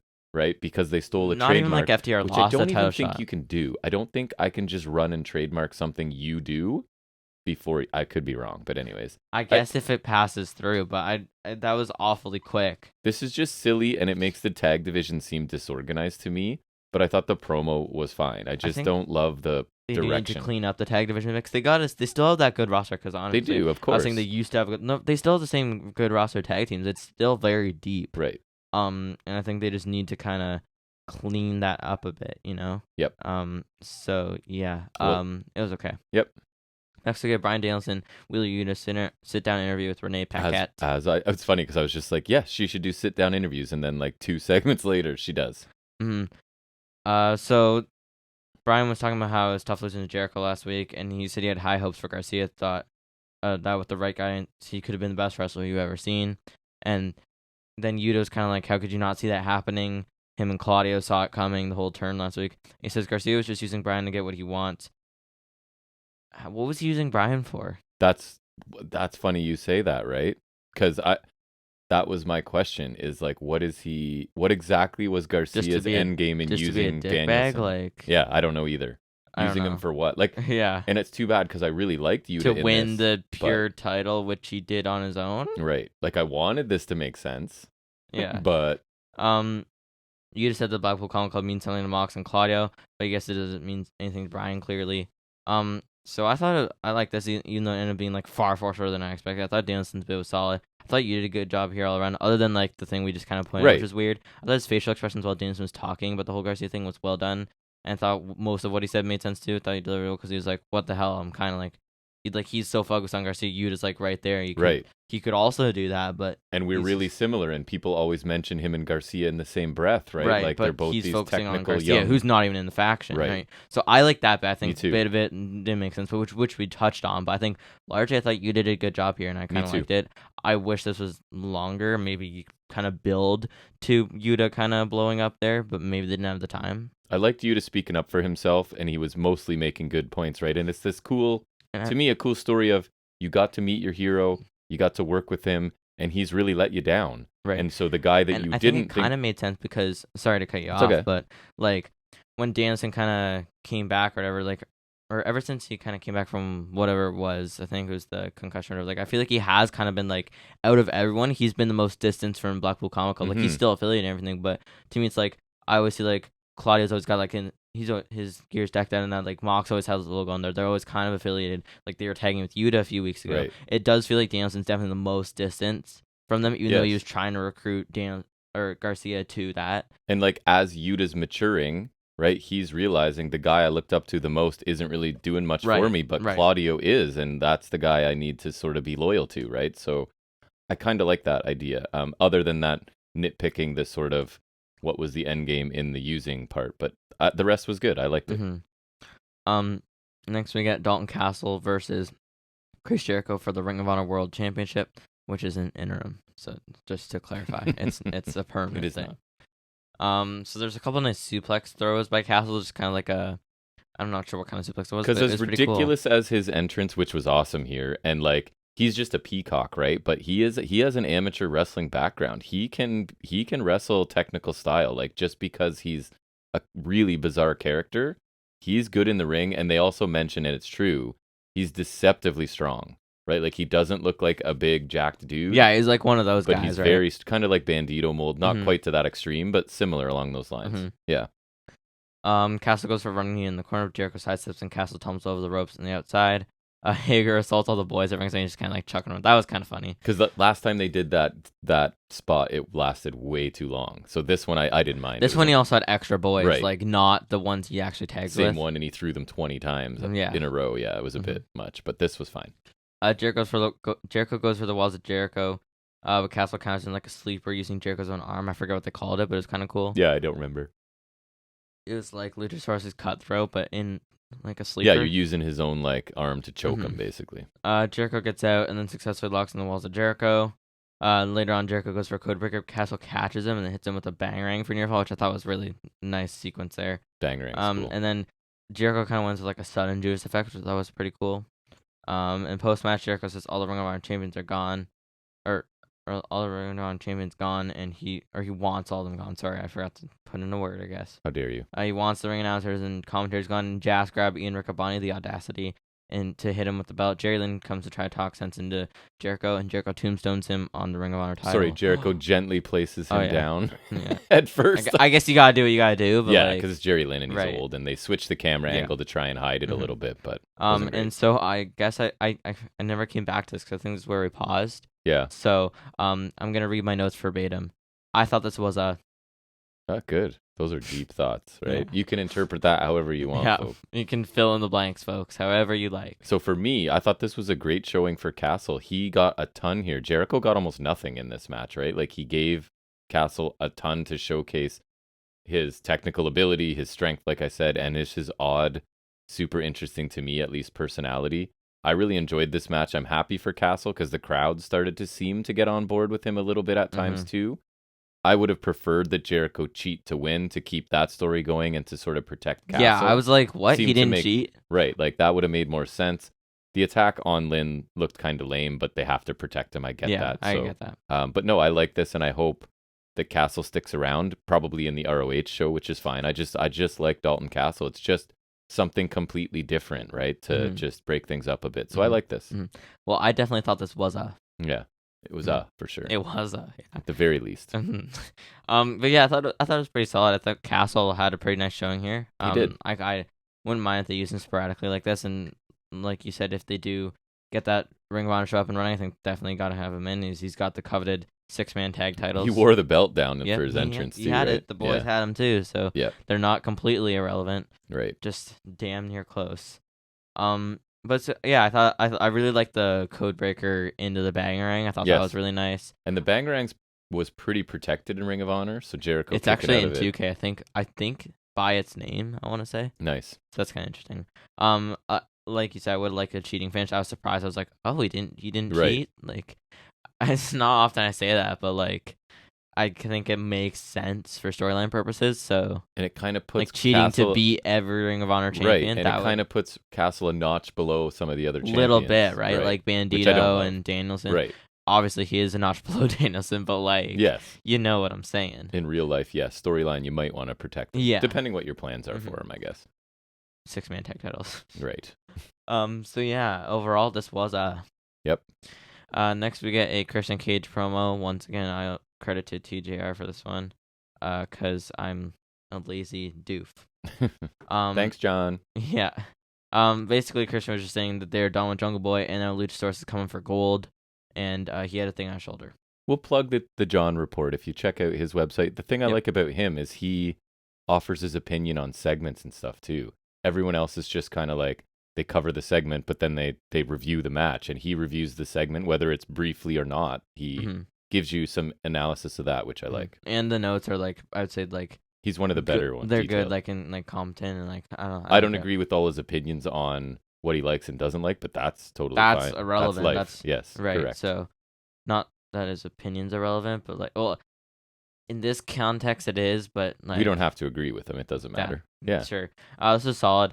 No offense to Luchasaurus, I love the guy, but is he really winning a title? Right. This just and like, yeah, okay, you're done with Jungle Boy because you're not, right? As soon as Christian's That's healthy, what all he'll say when they're not. We're firing it up. So I don't know. This Christian sounded fine, and I also don't really believe that Luchasaurus is going to be in the mix for any titles, other than like should eventually turn on Cage and reveal he does have a mind of his own, and then he becomes Luchasaurus. I think he settles into a role that was somebody else that hasn't been around in a while, and that was Lance Archer, right? Oh, like yes. that.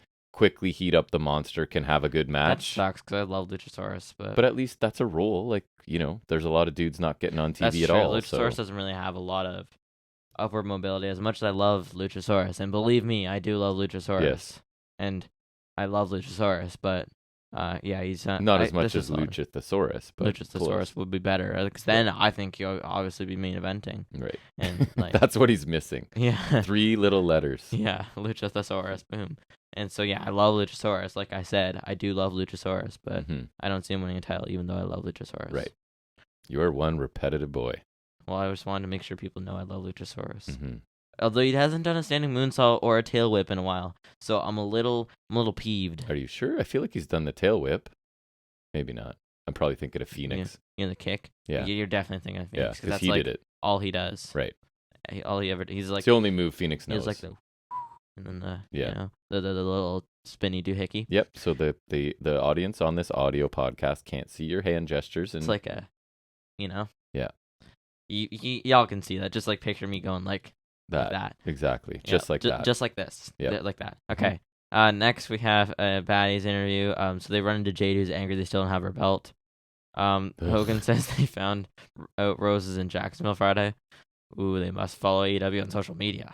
Right. And Cargo says good because she'll be there too. Shocker. Cargo says tells TK to the camera, she better get her belt back or she'll hijack the whole show for 60 minutes.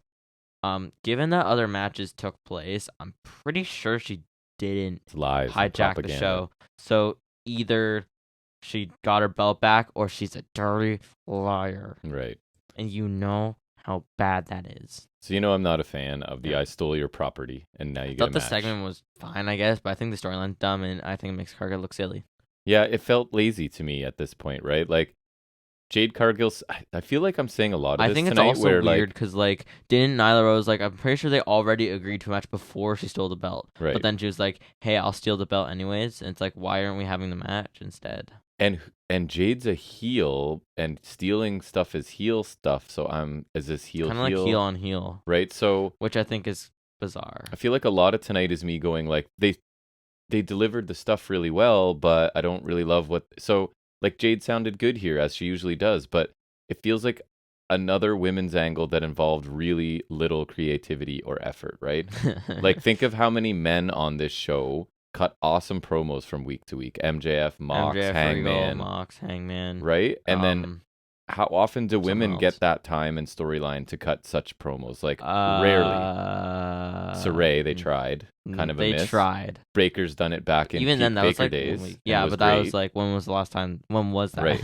So it's just like, I don't know, man. Like, are you saying you don't have women that can cut promos like that? I don't know, because they don't even seem to try. So this was just kind of weak for me. I don't know. Jade's fine and delivered it well, but this is lazy, I feel like.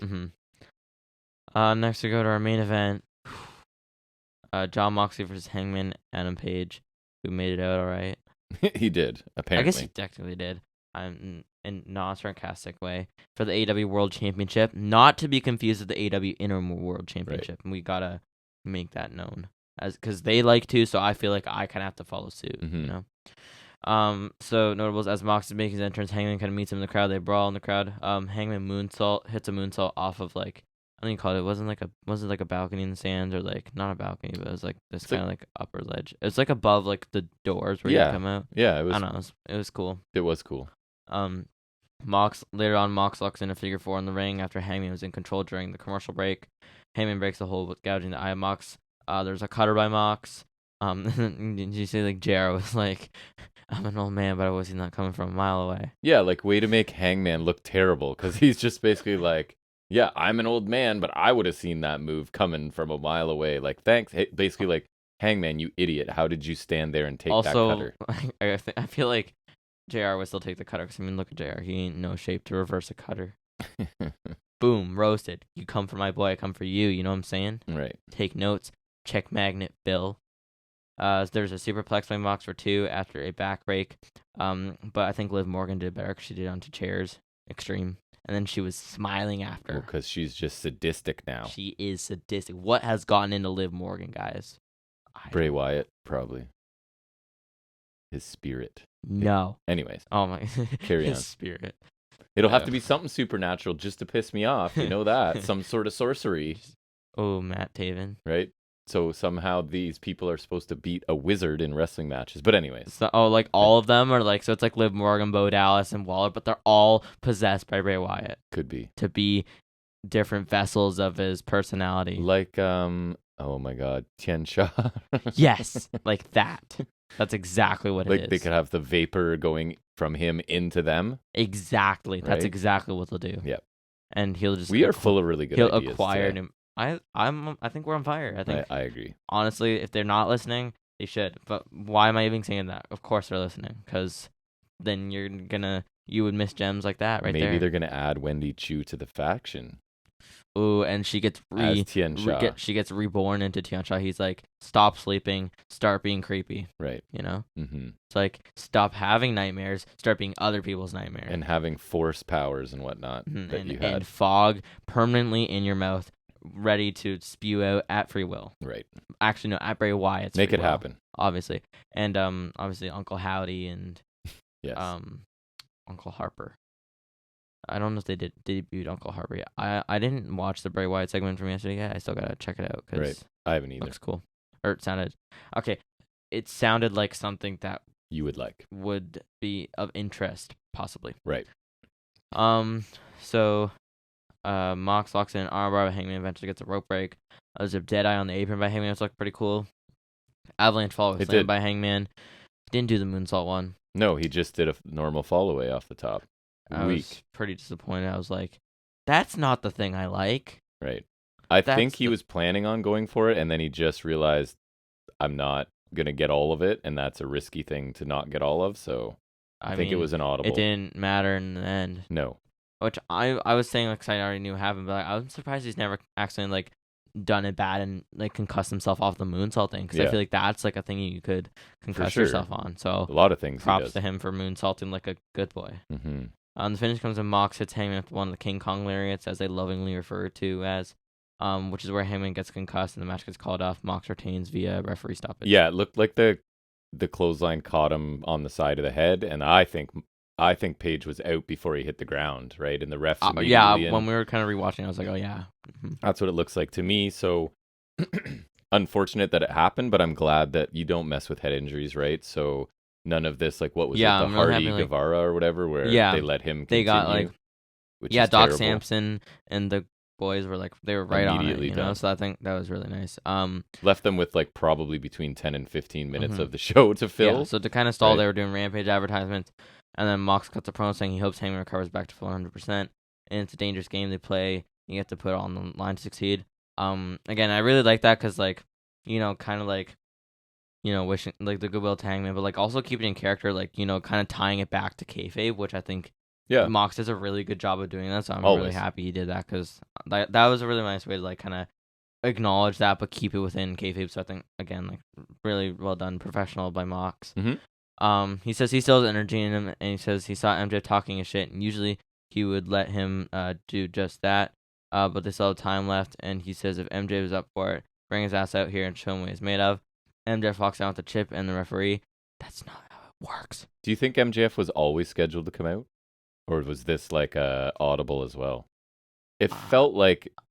I don't know. I'm leaning towards he was coming out anyways. I feel like they might have done like and that maybe they something, but he was planning on coming out, but they now needed to stretch what they were going to do for like an extra 5 minutes. Maybe, yeah, that would make sense. I don't know. So it looks like we'll be getting a match a la Money in the Bank cash in, even though we shouldn't.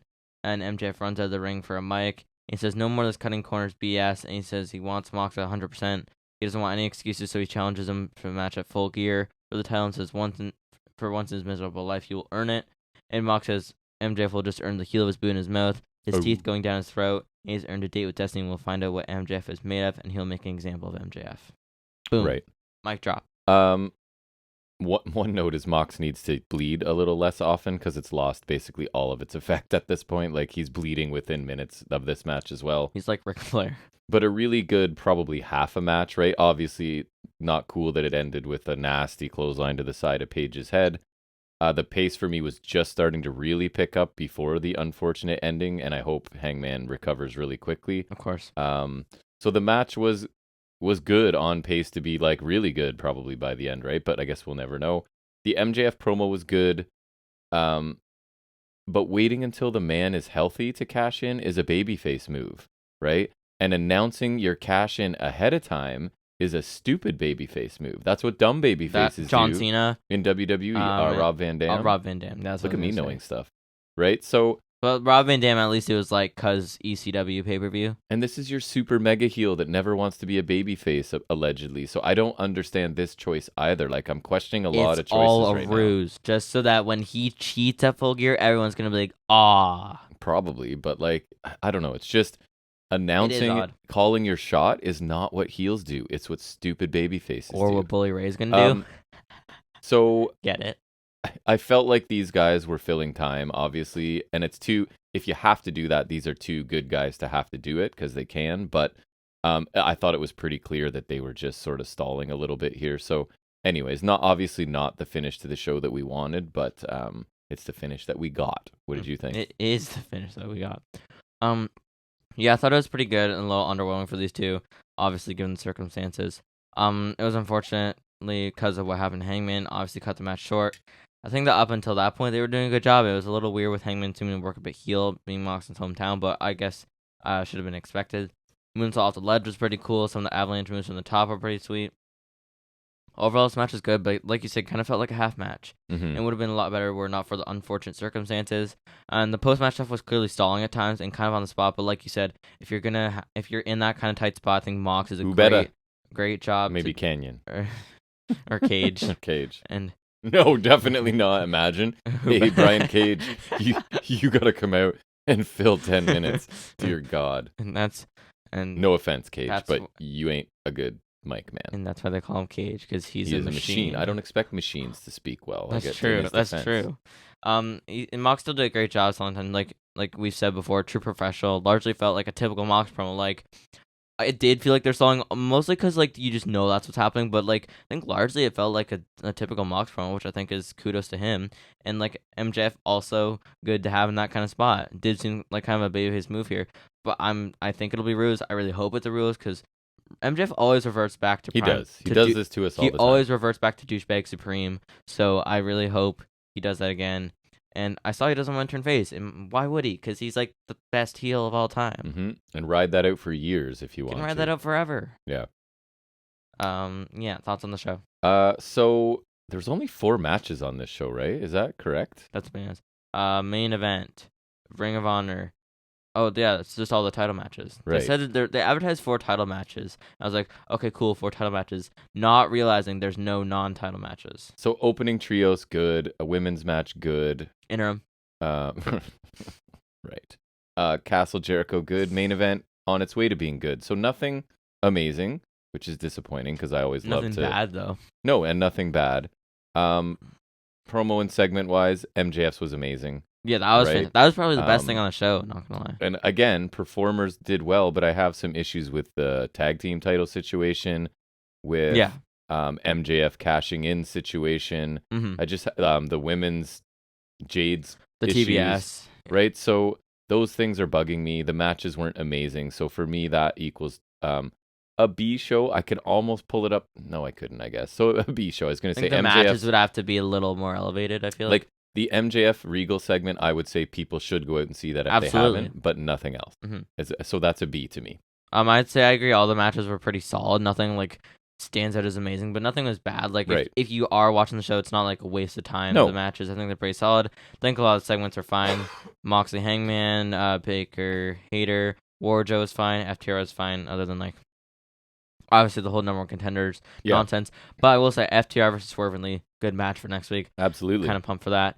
Lethal and Darby segment was pretty sweet actually for like a short little bit. Obviously, you're right. Regal MJF was fantastic. Definitely the most must see thing on the show, and I would say, like you said, definitely seek that out if you want a good segment, because that was fantastic. Jericho Castle was fine, acclaimed, solid. I thought the Blackpool sit down with Renee was good, but I think was like way too short. Like that was just like it was really quick. It was like to go through all that trouble to set it all up and get them in there and get Renee, and then it's like real fast. Yeah. Cage, fine. TBS, and so yeah, I think it was like, I think a B show is fair because it wasn't like amazing, but it wasn't like the worst show. It's just like it was alright. Yep, it was good enough. That could be better. All right, so that's wrapping up the Dynamite review. We'll move into some trivia now in our segment called Off the Top of His Head.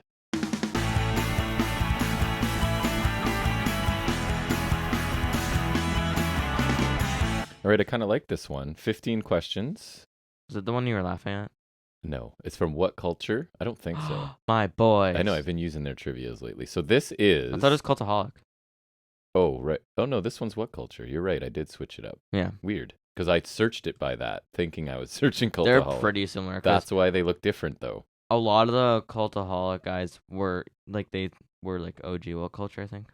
So this is WWE exclusively, I think. Can you identify the wrestlers from their debut gimmick? Okay. And I have options if you'd like them. I've done some of their quizzes before. Okay, so Texas Red. I got this one. But I also saw the list. Do you want options? Yeah. Stone Cold Steve Austin, Undertaker, Booker T, Dusty Rhodes. Dusty? Think of the red part. Booker? Why would he be red? Who has red hair and a red beard? Kane? He's not one of the options. You're doing great so far. I thought you said Kane. Stone Cold, Undertaker, Booker T. Undertaker. Yeah, he's red. I got that one. Right? 2, I did not get this one because I did the quiz, actually. It didn't do well. The Spider. You want options? Sure. Moolah, Roman Reigns, Macho Man, Boogeyman. I know Moolah did it at one point, but I guess Moolah? No, Macho Man. I did not know that, and he's one of my all-time favorites. This one you'll know. I knew. The Prototype. Oh, yeah, Cena. Right. That was the OVW thing. Did not know this one. The Handsome Stranger. Options, I guess. Perfect, Bagwell, Luger, Sheamus. Bagwell. Correct. Nice. Makes sense, right? That was his. It was either him or Perfect. Lord Humongous, which I think is awesome. I'll take options. Giant Gonzalez, Braun Strowman, Big Cass, Psycho Sid. We'll go with Sid. Correct. Nice. Lord Humongous. That's awesome. No one. Why wasn't that his WWE gimmick? I know you know this one. Number 6, Terra Rising. That one's awesome too. It is. Mr. Levesque. Correct. Triple H. That one's awesome. Never heard of this one before. Gix or Jix, because it's the GIF debate. Gixx. I have no idea. Kenneth Omega, Victoria, Seth Rollins, Lita. Lita. No. Omega? No. Victoria? They're saying Seth Rollins. Jeez. Never heard that in my life. That's brutal. Mr. Olympia. Okay. Options? Yeah. Rick Rude, Bobby Lashley, AJ Styles, the British Bulldog. That's rude. That sounds like that was my guess, and it's not right. Lashes? No. Bulldog. The least Olympia-looking guy on there, AJ Styles. What the All hell? of the rest of them look like bodybuilders. I know. That's what I was thinking. That was my logic there. Here's a hard one. You ready? You're gonna need the options for sure. American Dragon. Oh. Tough one. I gotta think this one over. Think about it. I think you'll get the next one too. Yokozuna. Incorrect. And Brian Danielson. Correct. Phil E. Blunt. Philly Blunt. Think about it. It's kind of ironic. Punk? Yeah, Punk. Even though he's straight edge and referring to drugs in his name, the Phil's in there. Yeah, that's what I knew this one too. Sexton Hardcastle. Do you know who that was? No, but really? that's awesome. Oh, I know this one. Oh wait, was that Gallows? No. Oh, I thought Canadian boy. Ferguson. Lance Storm. Canadian Toronto boy. Edge. Yes. That was his indie name in That is in hilarious. This area. Number 12, I knew this one too. Maybe I'm better than you. Maybe it should be me doing trivia. And you know it. The Super Destroyer. That's a wrestling move. Options available. Hulk Okay. Hogan, Cesaro, Ultimate Warrior, Rhino. Rhino. Cesaro. Hogan. Yes. I knew it wasn't Warrior. Because he was Dingo Warrior. Correct. Yeah. Although maybe that wasn't his debut. I don't know. I just assume it is, though. The Green Lizard. I didn't know this one. Okay. Muda, Ultimo Dragon, Psychosis, Mysterio. Muda. Nope. Dragon. Nope. Mysterio. Yes. Flash. Sting. Yes. Why? I didn't know that. Encyclopedia. Nice. I think it was Blade Runners with Warrior. I think it was Rock and Sting. I don't know if that was the tag team, but for some reason I think it was like Flash, and I think Warrior was Rock. So maybe that was Warrior's debut gimmick. I don't know. Oh yeah, that's right. When Him they and were Sting Blade had Runners, right? Yeah, Blade Runners. I don't Yeah. know if that was when he was Final Flash one or I not, think you'll know, and I don't like to end on ones you know, but what am I going to do? It's What Culture's fault. The Giant. Oh, You want the options? Hornswoggle. No. Big Show. Correct. Your options were Big Show, Andre the Giant, Kurgan. I don't know if you remember him that much. Kurgan. I know And a Kurgan. great collie from the Truth Oddities. Commission. Truth and the Commission Oddities, too. Yeah. yes. Mm-hmm. So very good. That is done. 15 questions. You did okay. Probably better than I did. I think I scored 47% was what my score was. So anyways, we'll switch back to talking about the week of wrestling in a little more rapid fire fashion, looking at highlights and lowlights and what we like to call high spots and rest holds.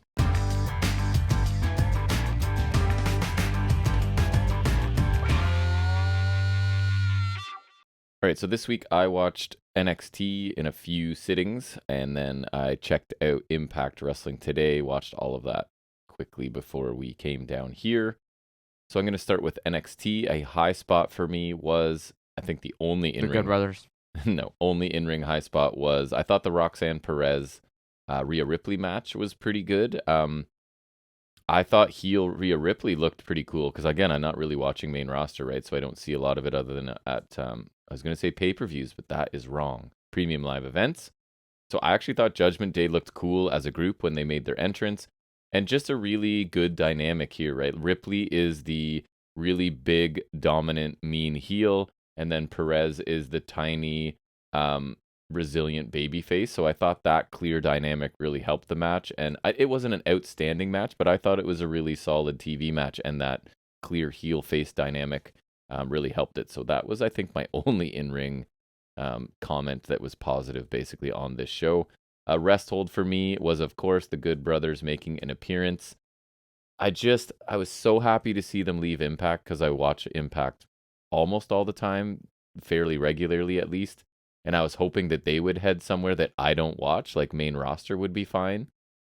And that's probably where they'll end up. But no, I get to see... Still had to get one appearance in, you know? I get to see a Luke Gallows hot tag in 2022.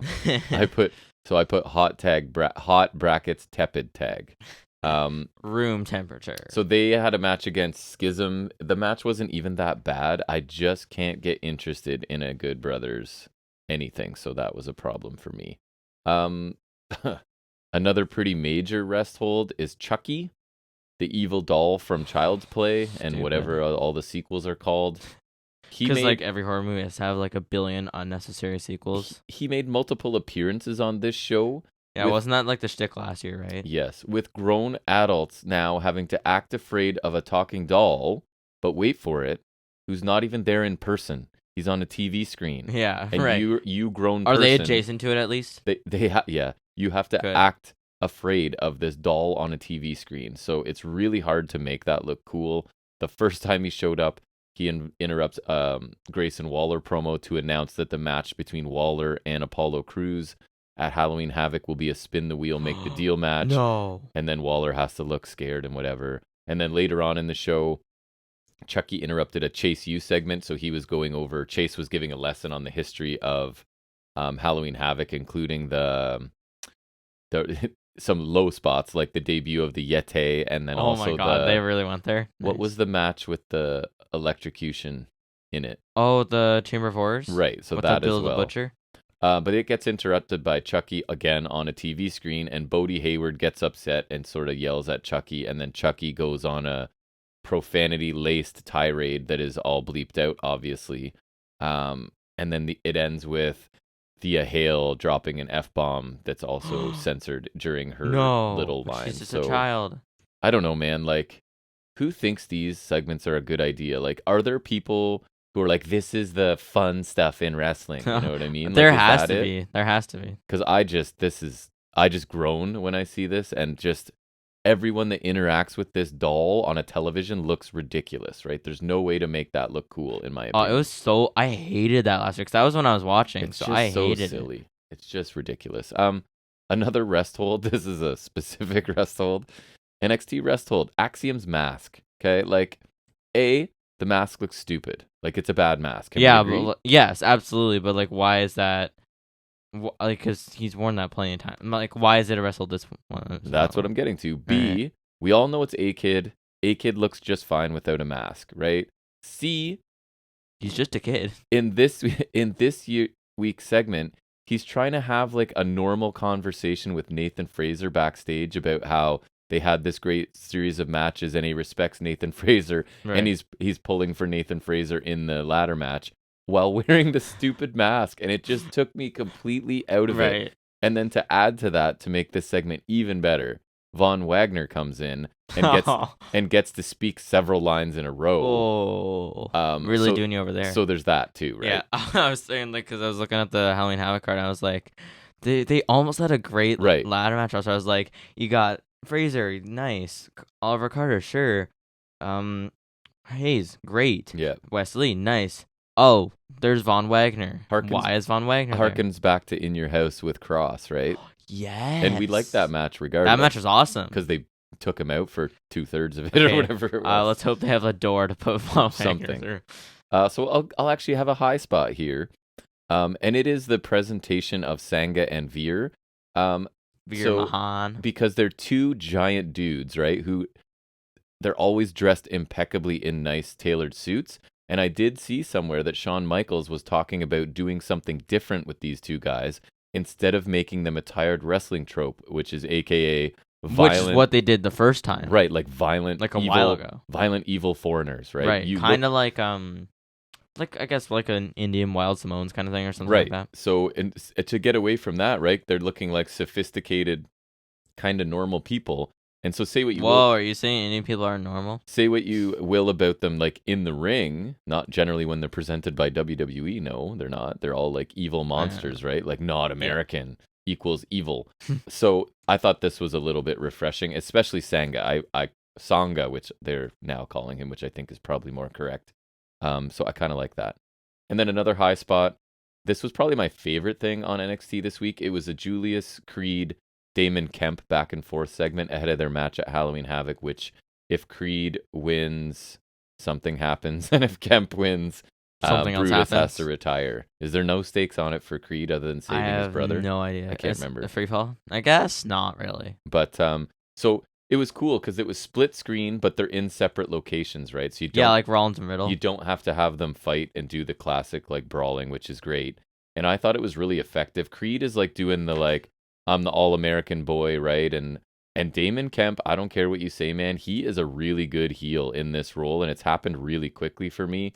And Julius came back with some arguments of like, I won more matches in high school or whatever than you won in your career, and you weren't actually that good an amateur wrestler, and blah, blah, blah. Mm-hmm. And then Kemp's reply as well, how's it going to look when the lesser wrestler crushes you at Halloween Havoc, right? I really thought this was good.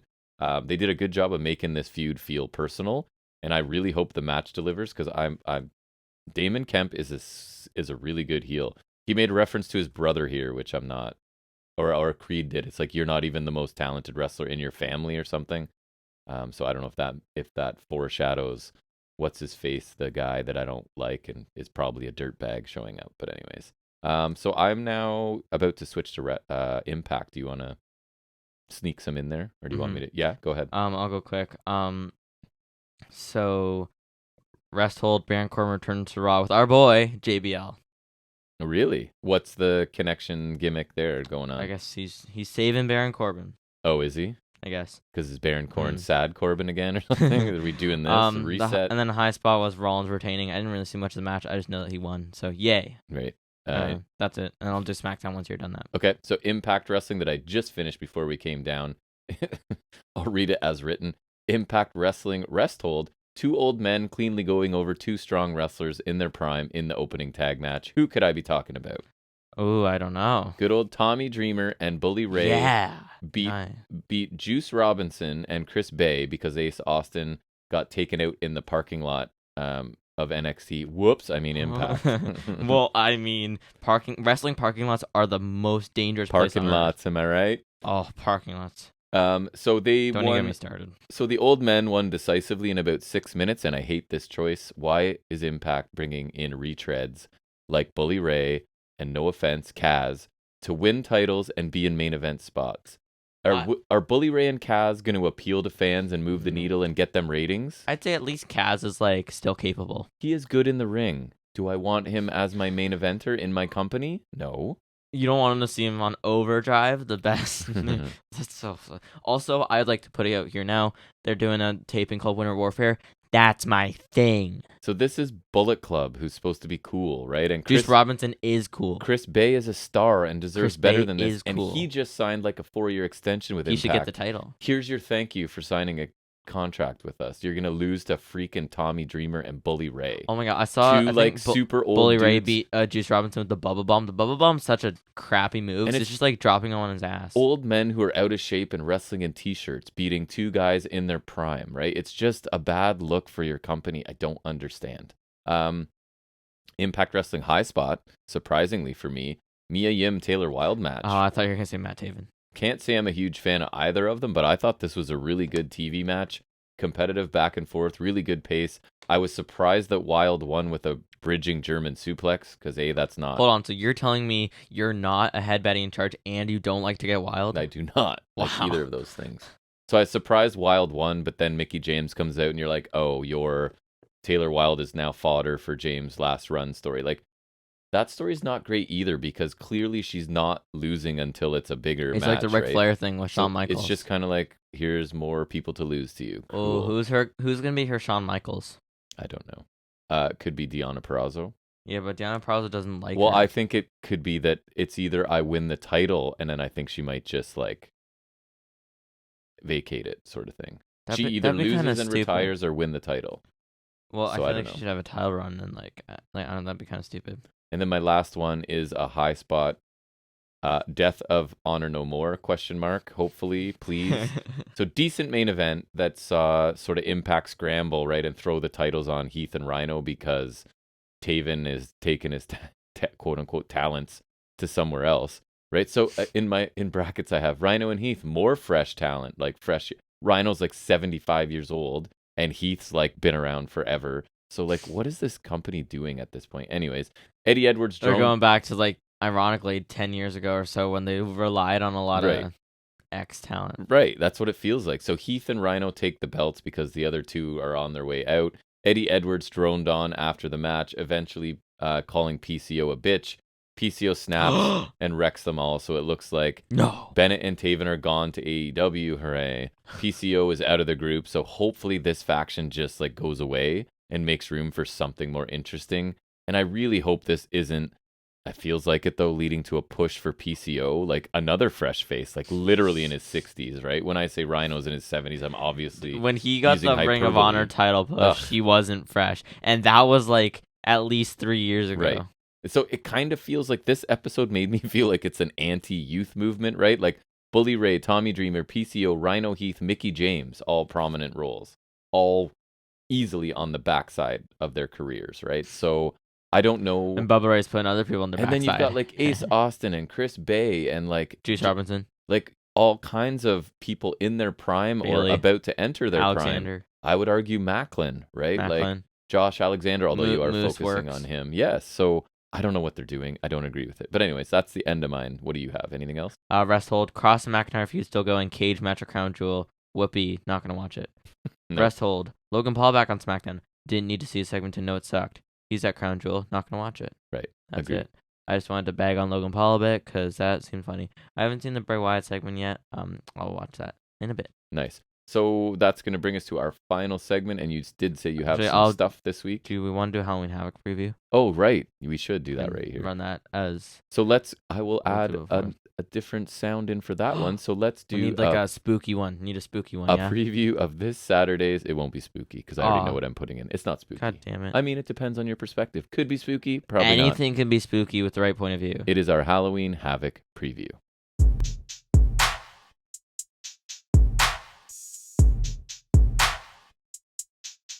All right. Talk to me about Halloween Havoc. All right. I haven't put any thought into this, but neither. that's how I win. That's how I win. All right. So we got Wesley, Oramensa, Von Wagner. Nathan Fraser, Carmelo Hayes, ladder match, North American title. I don't know, man. Like, I'm going to go a little outside the box. I'm going to pick Fraser. Okay. I don't think that's a terrible pick. Exactly. I'm not 100% confident on that, but I kind of just want to pick something interesting there. Because I feel like I would like it to be Hayes, but also I feel like he should move up. So I do too, but I feel like the main event scene is kind of crowded. Because my ideal is he goes into like the title picture on NXT, but it's kind of crowded right now. And I kind of think I'll kind of talk about that later. I'll take Hayes. I'm not super confident, but I just me neither. He looks so good with the belt, and he was doing such a good job. That belt always looks nice when it's on people. And they took it off him for no reason, really, right? So I'm hoping that they give him the title, and if not, like you said, he moves up to a more prominent role. But seems kind of crowded up there now, so I'll take Hayes. Mm-hmm. All right. Julius Creed versus Damon Kemp in a spooky ambulance match. I would assume that Brutus is not losing his job. They could probably finagle something though. I saw like someone predict that maybe Roddy comes in and it's been a ruse the whole time. Could be. I'll take Creed. I'm gonna take Julius too. I think that just makes more sense to me. It does. I don't think they're breaking up because Vince is gone, so I think it's less likely they break them up, and I don't think Brutus would be the one that gets pulled up first if that's the case, right? So if it were reversed and it was like for Julius's whatever, I'd be a little more inclined to be like they're splitting them and taking Julius, but I don't think it'll be Brutus first. Next we have Cora Jade versus Roxanne Perez in a Weapons Wild match. Woo! Pretty confident here that I'll take Perez. That Perez gets her win back here. So they're gonna go 50-50. Well, then we need a tiebreaker, which I'm definitely looking forward to. So I just think it's been built for Jade to sort of prevail here by the looks of things. Perez or Jade? Sorry, Perez. Although she did lose, which was an interesting choice as well. To Ripley. Which could be clean. Like... Yeah, but it's also like... And then Cora Jade's match was Raquel Gonzalez lost her cool and hit her with a kendo stick. So got DQ'd. Yeah, so sometimes you keep the loser looking strong. Right. Like Bailey. But I still think it's Perez. Apollo Crews versus Grayson Washburn, then we'll make the deal. And I was saying, if we've seen his visions, we know what happens. Right, so we should... I'll take Crews. I will. Just for the sake of competition, I'll take Waller. Not super confident. Okay. I just don't really know what they're doing with Apollo Crews. Like, you have a random weeping, bleeding eye, and you can see the future, and your future is broadcast to everybody watching TV. So I don't know. I think they need to rethink that one.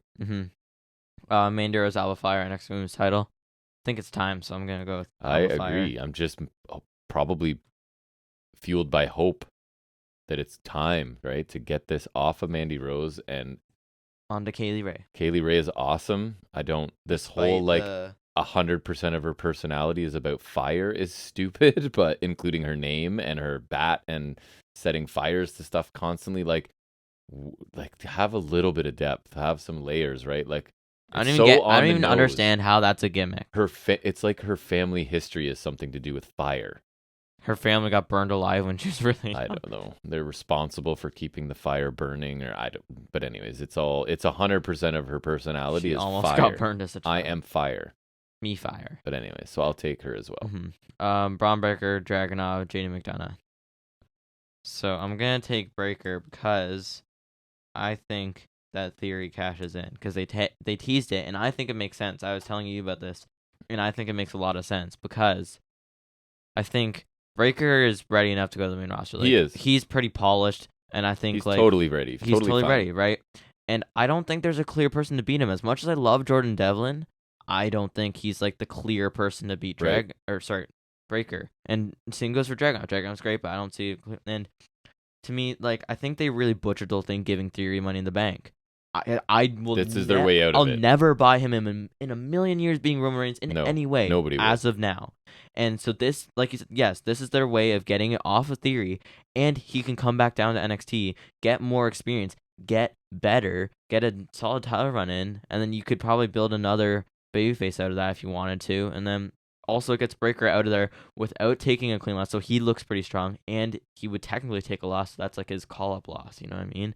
I think it would get everything across that they would probably want to do, right? And it kind of saves the whole Money in the Bank debacle, because I think, yeah, it's kind of odd going for the NXT title and kind of, like, I don't know, I guess a step down, but I would prefer that to another failed cash-in, and you could do the whole weasel heel thing, like he doesn't want to deal with the bloodline kind of thing, so he's going to go for the easier option. And they seem obsessed with bringing main roster people back right now, so yeah, and so that would give him a decent run, like a Ziggler little run. I'll put that in under my pick for Breaker. See, I don't disagree with the cash-in, but I'm going to say they're going to go with Dragunov pins Devlin, so Breaker doesn't ever get pinned. Like, I was never pinned to lose the title. He can use that when he goes up to main roster, right? And then people are super, super happy that Dragunov wins. Yay, yay, yay. Oh, out comes Theory, takes it from him. And it's like that moment, that Josh Alexander Moose moment, right? Where people are super hyped for this guy to finally win because he technically never lost the belt. He should still have it. And so he's celebrating and cash in, and he loses. So I don't disagree with the cash in. I just think it's Dragunov. All right. And that is it. We only got there's 6 matches. Cool. So we'll definitely we'll watch that show, right? I don't know if we'll talk about it or not. We do have the week off. We might find time to squeeze some chatter in. But anyways, we'll head to our last segment now, where Jack's going to give us an update from the world of wrestling figures and related items, and that is Figuring It Out with Jack. Cool. So they. Who's they? I don't know. People. Okay. They showed more images for the Coliseum Collection Ultimate Edition 2-pack. It's like, I guess retro stuff. There's like a Terry Funk, like old school Terry Funk. He's got like the chaps and some interchangeable heads. His, what's it called? The iron or whatever? A branding iron? Sure. Yeah. He has that kind of thing. So that's kind of neat. It's all right. And then once again, the Ultimate Edition line, he's had a bunch of Ultimate Edition figures. You want to guess who it is? Think Legends. Hulk Hogan? Yep. God. And so it's in like a red and white gear, so red trunks, white boots, and so that's interesting. A red and white Hulk Hogan shirt. The only cool thing about it is that it comes with like the WWF title, like the Worldwide Wrestling Federation title. It's the one that had like the green strap and had like 4 side plates on each side. It was like that big green belt, right? That Iron Sheik had, yes, for Hogan. So that's the only cool thing about it. Speaking of figures, was that Edge figure not interesting that I sent you a picture? It was alright. Because it's $15 at the pawn shop. That's good. That I would probably take it for $15. Well, but they told us it's 25% off any stuff on that wall, so it would be less than that. It got like bagged on for having a iffy head scan, but I'd probably take it. It'd be more like $11, you know. Then they showed images for Elite 98, which is pretty nice. So you got NXT Mandy Rose. Sure. Moving on. Big E with the title with his side plate, so that's kind of cool. It looks a little wonky, but it does look better than the titles used to. So I think it's cool. New head scan, the ring gear solid. It's just it only comes with the belt, so I wish it would have come like a. So usually he gets like his entrance code or something. I think it's a little lacking on accessories, right? But the figure's solid. Mustachio Randy Orton, or according to What Culture, peak Randy Orton. Right, that's dumb. He just comes with a Raw tag title and that's it. So like it's cool, but it's a basic Randy Orton formula. Again, I wish they had more than just a tag title. Like I think you deserve a little more for the money there. We get Farouk Assad, which is pretty nice. He's got 2 head scans, one with a blue helmet, one with a silver helmet. I think that's pretty cool. Again, maybe a little more with it, but I think this one's at least it's unique. Yeah. He's got like a molded, because he wears like whatever the top is, so he's got like a bit of a molded bit there. So that's pretty cool. We have Demon Finn Balor from Extreme Rules last year, where he was limping like a fish and falling off turnbuckles. Yes. He's got like the demon headdress with the mohawk, which is pretty cool. At least that's unique. The paint looks really awesome. I always love a good Demon Balor. You do. I like it's got some text on like his trunks that says like "Summon the Demon, All Hail Demon King." I think it looks pretty cool. Demon Balor's always looks sick. I really like this. And it's the first double jointed Demon Balor Elite. I obviously have the Ultimate Edition, so it looks similar to that, but the body paint's a lot different. So I really like it. It looks nice. Nice. The only complaint is that it only comes with a headdress piece. Usually they come with like a bit more. So I would like a little bit more. I think the figure looks really nice, but I would like a little more. And then Rick Boogs. And like I'm not a huge fan of him, but he looks awesome. Like the head scan's super on point. Like I think it. Like I'm not big on him, but I think they really nailed him here. He's got his normal ones, like the blue kind of jeans look to his gear, and so he's got like a rubber overalls piece on. So I'm wondering if it's like it might be the same material as the Undertaker figure, where you can take the straps down possibly. Right. He's got his guitar, so that's pretty nice. And then it's a chase variant in the red for Rick Boogs. The one YouTube guy I watch always says Rick Boogs. No. But I think that one looks really nice. The head skin, like I said, super on point. So that is pretty cool. And then they also revealed like one of these things where it's like they call it championship rivals, where it's basically 2 basic figures. Like it's Roman Reigns with the red gauntlet, and then Brock Lesnar, and then you get a toy belt, which is alright. Yeah. They did this with Orton and McIntyre, and then a WWE title. That's okay for a kid, I guess, because it's 2 basics and a toy belt. So that's not bad. Can't imagine him getting that, but. No. It doesn't sound like something you would. It's neat, alrighty. And that is all. All right. Well, that's going to bring us to the end of episode 118, squeezing it in under 2 hours, buddy. Got it done, so we can run what we need to do tomorrow. Got this out of the way. Thanks to anyone joining us. We appreciate any time you take out of your week listen to us talk about wrestling. We will be back here next Saturday for 119. We'll see if Halloween Havoc strikes with any sort of chord with us where we want to talk about it. Otherwise, we'll quickly review it on episode 119, I assume. So if you're subscribed, or what else? What are the other options on all those platforms? Follow. Right. Like. That kind of stuff. Other stuff. If you do that stuff on those things, then you'll know when we release something new. So we'll definitely see you back for 119. And until then, everybody, take care.